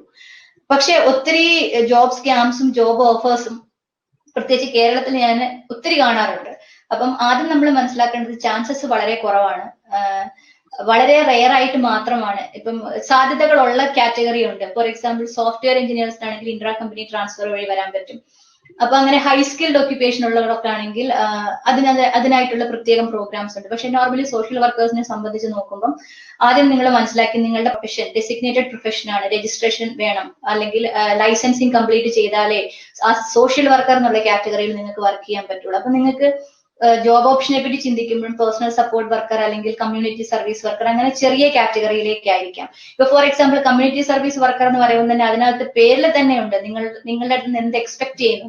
അപ്പൊ ഒരിക്കലും കനേഡിയൻ കമ്മ്യൂണിറ്റി ലൈഫുമായിട്ട് എക്സ്പീരിയൻസ് ഇല്ലാത്ത, എക്സ്പോഷർ ഇല്ലാത്ത ഒരാൾക്ക് ആ ജോബ് പെർഫോം ചെയ്യാൻ പറ്റില്ല. അപ്പൊ തന്നെ നമുക്ക് മനസ്സിലാക്കാം നമുക്കൊരു ജോബ് സെക്യൂർ ചെയ്യാനുള്ള സാധ്യത എത്ര കുറവാണെന്നുള്ളത്. ഇനി ഡെഫിനറ്റ്ലി നമ്മൾ ഇപ്പൊ ജോബ് ഓഫർ കിട്ടി പോകുവാണ്, അല്ലെങ്കിൽ ആ സമയത്ത് ഐൽ സ്കോർ വേണോ, ഇറ്റ് ഡിപ്പെൻസ്. നിങ്ങളുടെ ഓരോ ജോബ് സ്പെസിഫിക് ആണ്. നിങ്ങൾക്ക് ഐൽ സ്കോർ വേണോ അല്ലെങ്കിൽ ലാംഗ്വേജ് പ്രൊഫിഷ്യൻസി സ്കോർ വേണോ എന്നുള്ളത് ഡിസൈഡ് ചെയ്യുന്നത് നിങ്ങളുടെ ജോബിന്റെ നേച്ചറാണ്. അപ്പം അത് നിങ്ങൾക്ക് കിട്ടുന്ന ജോബ് ഓഫറും നിങ്ങൾ ചെയ്യാൻ പോകുന്ന ആ ജോബിന്റെ നേച്ചറും അനുസരിച്ചിട്ടാണ്. ഇപ്പം ഹൈലി സ്കിൽഡ് ആണെങ്കിൽ തീർച്ചയായിട്ടും ലാംഗ്വേജ് പ്രൊഫിഷ്യൻസി ഹൈ ആയിരിക്കും. ചിലപ്പം ഫോർ എക്സാമ്പിൾ കുക്ക്, ഷെഫ്, അവർക്കൊന്നും ലാംഗ്വേജ് പ്രൊഫിഷ്യൻസി സ്കോറിന്റെ ആവശ്യമില്ല. അതേസമയം സോഷ്യൽ വർക്കേഴ്സ്, കമ്മ്യൂണിറ്റി ലൈഫിൽ ഇൻവോൾവ് ആകുന്ന സോഷ്യൽ വർക്കേഴ്സ് ആണെങ്കിൽ അവർക്ക് high level proficiency, language proficiency വേണ്ടി വരികയും ചെയ്യും. അപ്പം ലാംഗ്വേജ് സ്കോർ എന്ന് പറയുന്നത് ജനറലി വർക്ക് പെർമിറ്റിൽ പോകുന്നവർക്ക് അങ്ങനെ ഒരു ലാംഗ്വേജ് സ്പെസിഫിക്കേഷനോ ലാംഗ്വേജ് പ്രൊഫിഷ്യൻസി സ്പെസിഫിക്കേഷനോ ഒന്നും ഇല്ല. പക്ഷെ അത് നിങ്ങൾക്ക് കിട്ടുന്ന ജോബ് ഓഫർ അനുസരിച്ചിട്ട് വേരി ചെയ്യാം. അത് നിങ്ങളുടെ എംപ്ലോയർ റിക്വയർ ചെയ്യാം, അല്ലെങ്കിൽ നിങ്ങളുടെ വിസ പ്രോസസ്സിംഗിന്റെ സമയത്ത് കനേഡിയൻ ഇമിഗ്രേഷൻ ഓഫീസറും നിങ്ങളോട് നിങ്ങളുടെ ലാംഗ്വേജ് പ്രൊഫിഷ്യൻസി പ്രൂവ് ചെയ്യാൻ പറയാം. ഒരു പ്രത്യേകിച്ച് ഒരു ലാംഗ്വേജ് പ്രൊഫിഷ്യൻസി സ്കോർ സ്പെസിഫൈഡ് ആയിട്ട് വർക്കിന് വേണ്ടി ട്രൈ ചെയ്യുന്നവർക്ക് വേണ്ടി അലോട്ട് ചെയ്തിട്ടില്ല. Thank you Greeshma. Thank you, ma'am. To address Mr. Akash's query, we understand your situation and we would be giving you a call after the webinar. So thank you for your questions. We'll be addressing the question after the webinar. Thank you, Mr. Akash. Next question, Sonik Yuladana. PR എടുക്കാൻ വേണ്ടിയിട്ടുള്ള ഏറ്റവും നല്ല institution ഏതാണ് കാനഡയിൽ? What is your opinion on that? Thank you, Grishma. PR എടുക്കാൻ ഏറ്റവും നല്ല institution എന്ന് ചോദിക്കുമ്പോൾ ഇനീഷ്യലി സ്റ്റഡിയുടെ ഒരു സൈഡിൽ നോക്കുമ്പം കാനഡയിലെ എല്ലാ യൂണിവേഴ്സിറ്റീസും തന്നെ കനേഡിയൻ ഗവൺമെന്റ് റെഗുലേറ്റ് ചെയ്യുന്നതാണ്. സോ അതുകൊണ്ട് തന്നെ നമുക്ക് പഠിക്കാൻ നല്ലൊരു ഇൻസ്റ്റിറ്റ്യൂഷൻ എന്ന് ചോദിക്കുമ്പോൾ ഓൾമോസ്റ്റ് എല്ലാ ഇൻസ്റ്റിറ്റ്യൂഷൻസും നല്ലതാണ്. ആൻഡ് കോപ്പ് ഉള്ള ഒരു പ്രോഗ്രാം എടുക്കുമ്പോൾ ഡെഫിനറ്റ്ലി നമുക്ക് ജോബ് ഓപ്പർച്യൂണിറ്റീസും കൂടുതലായിരിക്കും. സോ PR എന്നുള്ളൊരു സൈഡ് നോക്കുമ്പോൾ മേ ബി മാമിനായിരിക്കും ഒന്ന് കൂടുതലും പറയാൻ പറ്റും. സോ മാം എന്താണ് മാം ഏത് പ്രോവിൻസിലാണ് നമ്മൾ പഠിക്കേണ്ടത്? ബിക്കോസ് യൂഷ്വലി സ്റ്റഡി പ്രോഗ്രാംസ് നോക്കുമ്പോൾ നമുക്ക് പ്രോവിൻസും അല്ലെങ്കിൽ നമുക്ക് പഠിക്കുന്ന ഇൻസ്റ്റിറ്റ്യൂഷനും ഡ്യൂറേഷനും എല്ലാം ഡിപ്പെൻഡ് ചെയ്തിരിക്കും. സോ ഏത് പ്രോവിൻസിലാണ് നമുക്ക് പെട്ടെന്ന് PR കിട്ടാൻ ചാൻസ് ഉള്ളത്? Thank you Sona and Greeshma. എനിക്ക് തോന്നുന്നു ഈ ക്വസ്റ്റിന് രണ്ട് ആസ്പെക്ട് ഉണ്ട്. ഒന്ന്, പെർമനന്റ് റെസിഡൻസിയിലേക്ക് പോകാൻ വേണ്ടി ഏതെങ്കിലും സ്റ്റഡി പ്രോഗ്രാം ഹെൽപ്പ് ചെയ്യുമോ എന്നുള്ള ക്വസ്റ്റ്യൻ. രണ്ടാമത്തത്, നമ്മൾ സ്റ്റഡി പ്രോഗ്രാം ചൂസ് ചെയ്യുമ്പം പെർമനന്റ് റെസിഡൻസിയിലേക്ക് കൂടുതൽ ഓപ്ഷൻസ് കൊടുക്കുന്ന പ്രോഗ്രാം ഏതൊക്കെയാണ്? ഇപ്പം ഡെഫിനറ്റ്ലി ആദ്യത്തെ ക്വസ്റ്റ്യൻ അഡ്രസ് ചെയ്യുകയാണെങ്കിൽ ഒരു പർട്ടിക്കുലർ പ്രോഗ്രാം അല്ല നിങ്ങളുടെ പെർമനന്റ് റെസിഡൻസിയിലേക്കുള്ള സാധ്യതകൾ നിങ്ങൾക്ക് തരുന്നത്. അത് നിങ്ങളുടെ, ഞാൻ ആദ്യം പറഞ്ഞ പോലെ, പ്രൊഫൈലാണ്. അത് including your education, language proficiency, work experience, അങ്ങനെ അഡാപ്റ്റബിലിറ്റി, അങ്ങനെയുള്ള ഒരുപാട് ഫാക്ടേഴ്സ് ചേർന്നിട്ടാണ് പെർമനന്റ് റെസിഡൻസിയിലേക്കുള്ള ഓപ്ഷൻസ് തരുന്നത്. ഒരു പ്രോഗ്രാമും കാനഡയിലെ ഒരു പ്രോഗ്രാമും കംപ്ലീറ്റ് ചെയ്ത ഉടനെ പെർമനന്റ് റെസിഡൻസി എന്നുള്ള ഓപ്ഷൻ ഇല്ല. പക്ഷേ definitely provincial nomination program masters degree ഹോൾഡേഴ്സിനും PhD ഡിഗ്രി ഹോൾഡേഴ്സിനും വേണ്ടി റൺ ചെയ്യുന്ന പ്രൊവിൻഷ്യൽ നോമിനേഷൻ ഉണ്ട്. അതുകൂടാതെ ജനറലി ഇന്റർനാഷണൽ സ്റ്റുഡൻസിനെ വെച്ച് നോക്കുമ്പോൾ ഒരു പർട്ടിക്കുലർ പ്രോഗ്രാം ചെയ്യുന്നത് കൊണ്ട് ഡയറക്റ്റ്ലി നിങ്ങൾക്ക് പെർമനന്റ് റെസിഡൻസ് ഓപ്ഷൻ ഇല്ല. അത് ഒരുപാട് ഫാക്ടേഴ്സ്, നിങ്ങൾ പഠിക്കുന്ന പ്രൊവിൻസ്, നിങ്ങളുടെ പ്രൊഫൈല്, ആ പ്രൊവിൻസിൽ ആ സമയത്ത് റൺ ചെയ്യുന്ന പ്രോഗ്രാംസ്, ഇതിനെയൊക്കെ ഡിപ്പെൻഡ് ചെയ്തിട്ടാണ് ഒരു ഇന്റർനാഷണൽ സ്റ്റുഡന്റിന്റെ അല്ലെങ്കിൽ തീർച്ചയായിട്ടും ഒരു ഇന്റർനാഷണൽ സ്റ്റുഡന്റിന്റെ ഇമിഗ്രേഷൻ ആസ്പെക്ട് ഇരിക്കുന്നത്. ഇനി രണ്ടാമത്തെ ക്വസ്റ്റ്യൻ, പ്രൊവിൻഷ്യൽ നോമിനേഷൻ, ഇപ്പൊ ഇമിഗ്രേഷൻ ഓപ്ഷൻസിന് സാധ്യതകൾ എങ്ങനെയാണ്? 2 തരത്തിലാണ് ഇന്റർനാഷണൽ സ്റ്റുഡൻസിന് ഇമിഗ്രേഷൻ ഓപ്ഷൻസ് വരുന്നത്. ഒന്ന് ഫെഡറൽ എക്സ്പ്രസ് എൻട്രി, നോർമൽ കാനഡയുടെ ഇമിഗ്രേഷൻ പാത്വേ. രണ്ടാമത്തത് പ്രൊവിൻഷ്യൽ നോമിനേഷൻ എന്ന് പറയുന്നത്. പ്രൊവിൻഷ്യൽ നോമിനേഷൻ നിങ്ങൾ പഠിക്കുന്ന പ്രൊവിൻസിലെ ഇമിഗ്രേഷൻ പ്രോഗ്രാംസ്. അപ്പം ഫോർ എക്സാമ്പിൾ, ഇപ്പൊ ഞാൻ ആദ്യം പറഞ്ഞതുപോലെ ഇന്ത്യയിൽ നിന്നൊരു മാസ്റ്റേഴ്സ് ഡിഗ്രിയും 2-3 വർഷം വർക്ക് എക്സ്പീരിയൻസും ഉള്ള ഒരാളാണെങ്കിൽ ഡെഫിനറ്റ്ലി അവർക്ക് ഏറ്റവും സ്യൂട്ടബിൾ ഫെഡറൽ പ്രോഗ്രാം ആയിരിക്കും. കാരണം ആ പ്രോഗ്രാമിൽ നമുക്ക് പ്രോസസ്സിംഗ് ടൈം കുറവായിരിക്കും, അതുപോലെ പ്രോസസ്സിംഗ് ഫീസും കുറവാണ്.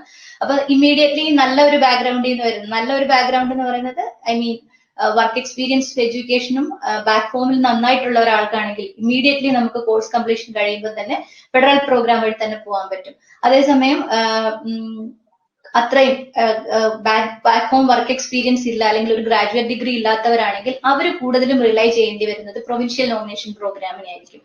അപ്പോൾ ചിന്തിക്കേണ്ടത് നമുക്ക് ഏറ്റവും കൂടുതൽ നോമിനേഷൻ ഓപ്ഷൻസ് തരുന്ന പ്രൊവിൻസ് ഏതാണ്.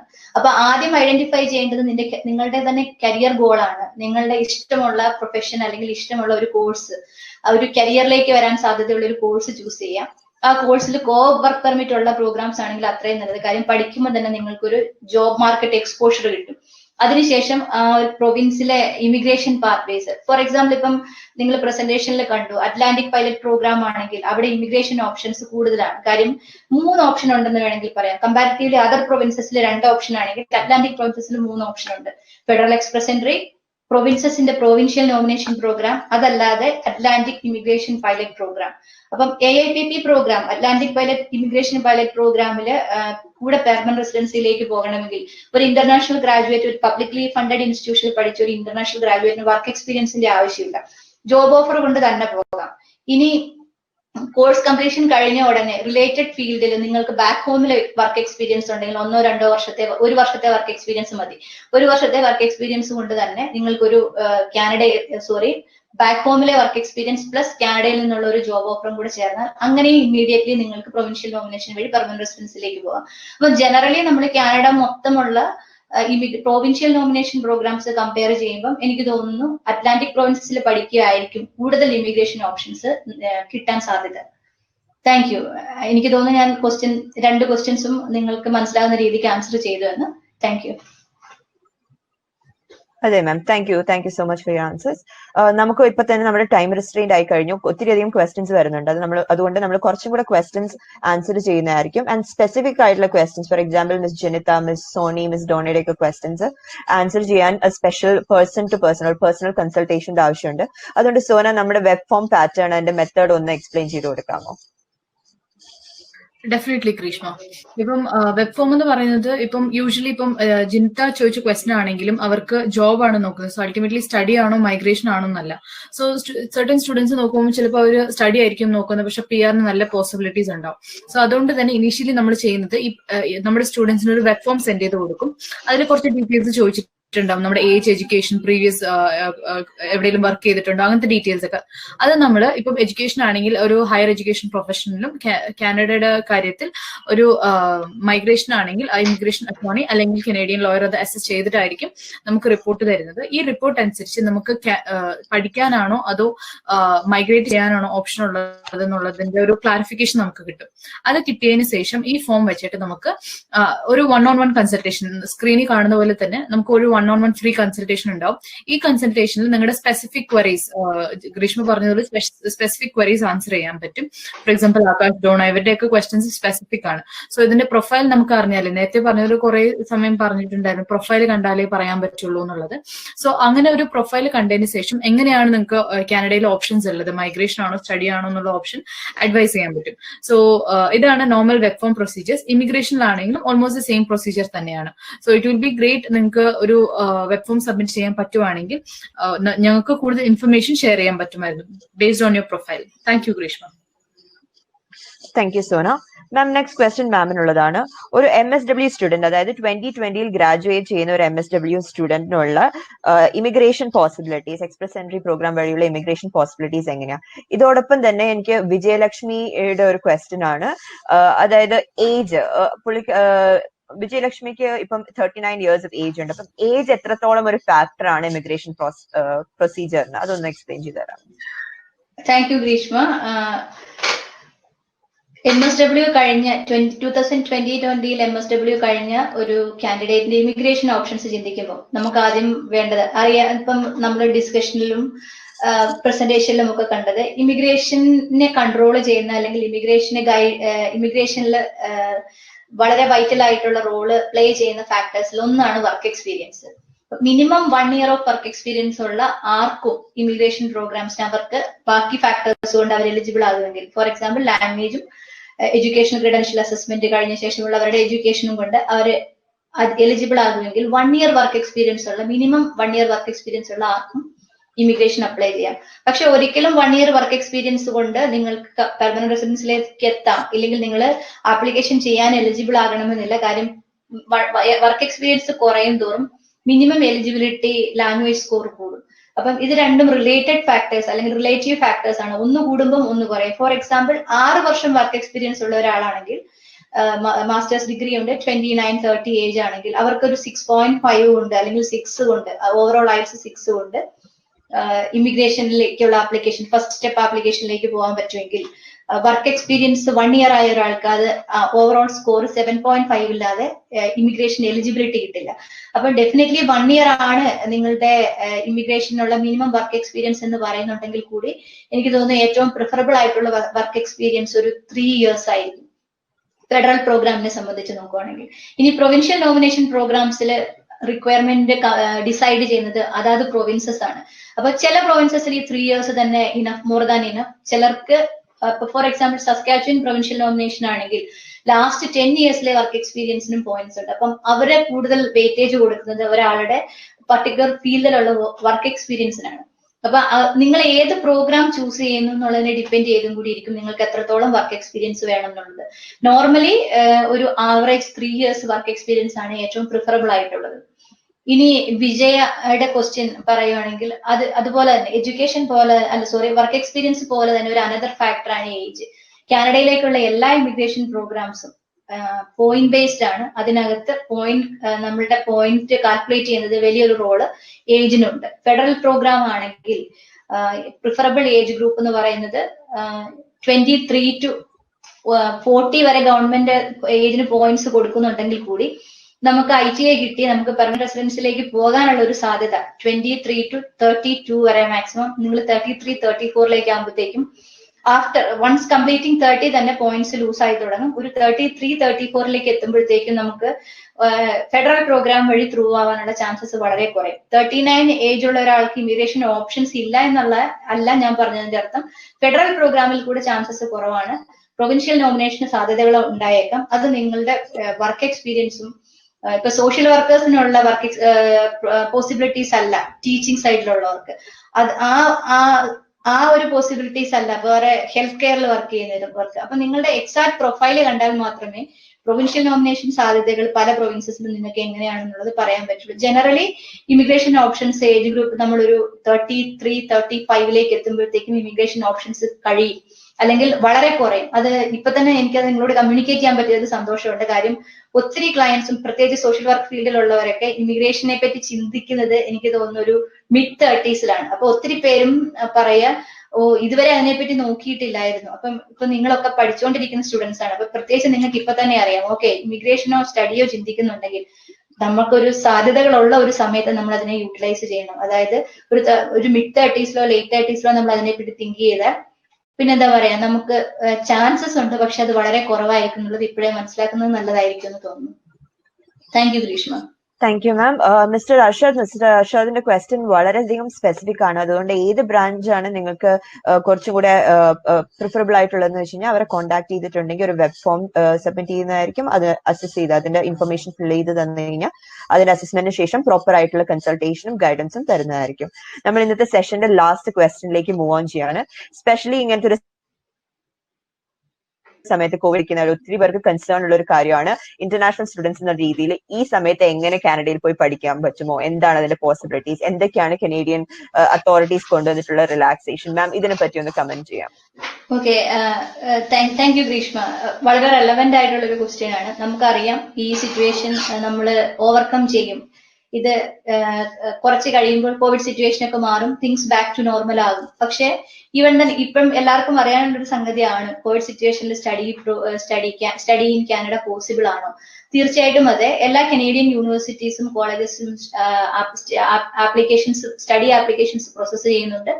നിങ്ങൾക്ക് വിസ പ്രോസസ്സിങ്ങും ചെയ്യാൻ പറ്റും. ഇപ്പൊ നേരത്തെ ഉള്ള കോവിഡ് സിറ്റുവേഷനിൽ വന്ന ചേഞ്ചസ് നമ്മൾ പൊതുവിൽ നോക്കുവാണെങ്കിൽ, ഒന്ന് വന്നത് ട്രാവൽ റെസ്ട്രിക്ഷൻസ് ഉണ്ട്. അതേസമയം ട്രാവൽ റെസ്ട്രിക്ഷൻ റിലാക്സ് ചെയ്തുകൊണ്ടിരിക്കുകയാണ്. ഫോർ എക്സാമ്പിൾ, ഇപ്പോൾ ഫസ്റ്റ് ഇയർ വിസ അപ്രൂവൽ വന്നിട്ടുണ്ട്. അപ്പം first year visa approval biometrics കൊടുക്കാൻ പറ്റാതെ ഇരിക്കുന്ന കാൻഡിഡേറ്റ്സിനാണെങ്കിൽ ഫസ്റ്റ് ലെവൽ അപ്രൂവൽ കിട്ടിയാൽ ബാക്ക് ഹോമിൽ ഇരുന്ന് തന്നെ ഓൺലൈൻ പ്രോഗ്രാം സ്റ്റാർട്ട് ചെയ്യാം. 50% ഓഫ് പ്രോഗ്രാം കംപ്ലീഷന് ശേഷം കാനഡയിലേക്ക് യാത്ര ചെയ്യാം. അതായിരുന്നു ഒരു വലിയൊരു ഒരു പോസിറ്റീവ് ആയിട്ടുള്ള വലിയൊരു അപ്രോച്ച്. അതിനുശേഷം ഇപ്പോൾ റീസെന്റ് ഒരു 2-3 ദിവസം മുമ്പ് വന്നിരിക്കുന്ന അനൗൺസ്മെന്റ്, വിസ കിട്ടിയവർക്കെല്ലാം ഒക്ടോബർ 20ന് ശേഷം അവരുടെ ഡെസിഗ്നേറ്റഡ് ലേണിംഗ് ഇൻസ്റ്റിറ്റ്യൂഷൻ പ്രൊവിൻഷ്യൽ ഗവൺമെന്റുമായിട്ട് ചേർന്ന് അപ്രൂവ്ഡ് ആയിട്ടുള്ള ഒരു ക്വാറന്റൈൻ പ്ലാൻ ഉണ്ടെങ്കിൽ വിസ കിട്ടിയ എല്ലാവർക്കും യാത്ര ചെയ്യാം കാനഡയിലേക്ക്. അപ്പം ട്രാവൽ റെസ്ട്രിക്ഷൻസ് ഒരു പരിധി വരെ മാറിയിട്ടുണ്ട്. ഇനി നമ്മൾ ഫിനാൻഷ്യൽ ടൈംസ് ചിന്തിക്കുകയാണെങ്കിൽ, ഇപ്പം ലേറ്റർ ഓൺ, ഇപ്പൊ ഒക്ടോബർ ലാസ്റ്റ് വരെ കാനഡയിലുള്ള, കഴിഞ്ഞ വർഷങ്ങളായിട്ട് കാനഡയിലുള്ള ഇന്റർനാഷണൽ സ്റ്റുഡൻസ് അടക്കമുള്ളവർക്ക് ഫിനാൻഷ്യൽ എയ്ഡ്സ് ഗവൺമെന്റ് അനൗൺസ് ചെയ്തിട്ടുണ്ടായിരുന്നു. ലാസ്റ്റ് ഇയറിലെല്ലാം മിനിമം $5,000 വരെ ഏൺ ചെയ്തിട്ടുള്ളവർക്ക് മന്ത്ലി $2,000 ഫിനാൻഷ്യൽ എയ്ഡ്സ് അത് കാനഡ എമർജൻസി റെസ്പോൺസ് ബെനിഫിറ്റ് ആയിട്ട് കൊടുത്തിട്ടുണ്ട്.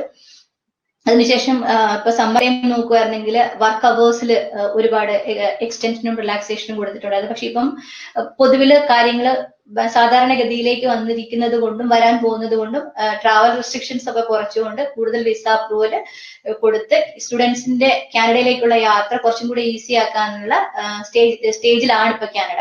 അപ്പൊ ഒക്ടോബർ 20ന് ശേഷം വിസ അപ്രൂവ്ഡ് ആയിട്ടുള്ള എല്ലാവർക്കും കാനഡയിലേക്ക് യാത്ര ചെയ്യാൻ പറ്റും. അതുപോലെ തന്നെ കാനഡ പ്രയോറിറ്റി വൈസിൽ സ്റ്റുഡന്റ് വിസാസ് പ്രോസസ് ചെയ്യുന്നുണ്ട്. അപ്പൊ ബാക്കി വിസാസും വർക്ക് വിസാസും ഒക്കെ അങ്ങനെ ഒരു പ്രയോറിറ്റി കൊടുത്ത് പ്രോസസ് ചെയ്യുന്നില്ല. പക്ഷെ സ്റ്റുഡന്റ് വിസ ആപ്ലിക്കേഷൻസ് പ്രയോറിറ്റി സ്കീമിൽ വെച്ച് അത് പ്രോസസ് ചെയ്യുന്നുണ്ട്. അപ്പം തീർച്ചയായിട്ടും എനിക്ക് തോന്നുന്നു 1-2 മാസത്തിനുള്ളിൽ തന്നെ നമുക്ക് പഴയ സ്ഥിതിഗതികളിലേക്ക് തന്നെ എല്ലാം ആകുമെന്ന് തോന്നുന്നു. Thank you Greeshma. Thank you, ma'am, so much for the answer. Thank you, Sona, and thank you, ma'am, for a very informative session. And thank all of you for amazing questions. With this, I hand over the session to Sona for the concluding remarks. Thank you, everyone. Thank you, Grishma. Thank you, everyone, for joining us today. I hope it was an informative session. Special thanks to ma'am for answering our questions. Also, special thanks to Grishma for the informative the immigration part. And thank you all for joining us today. We provide free consultation individually for you about the PR as well as your study options. You may contact us on the given numbers that is shown on the screen. Thank you all for joining us. Thank you, ma'am. Thank you, Grishma. Thank you, everyone. Okay, everyone.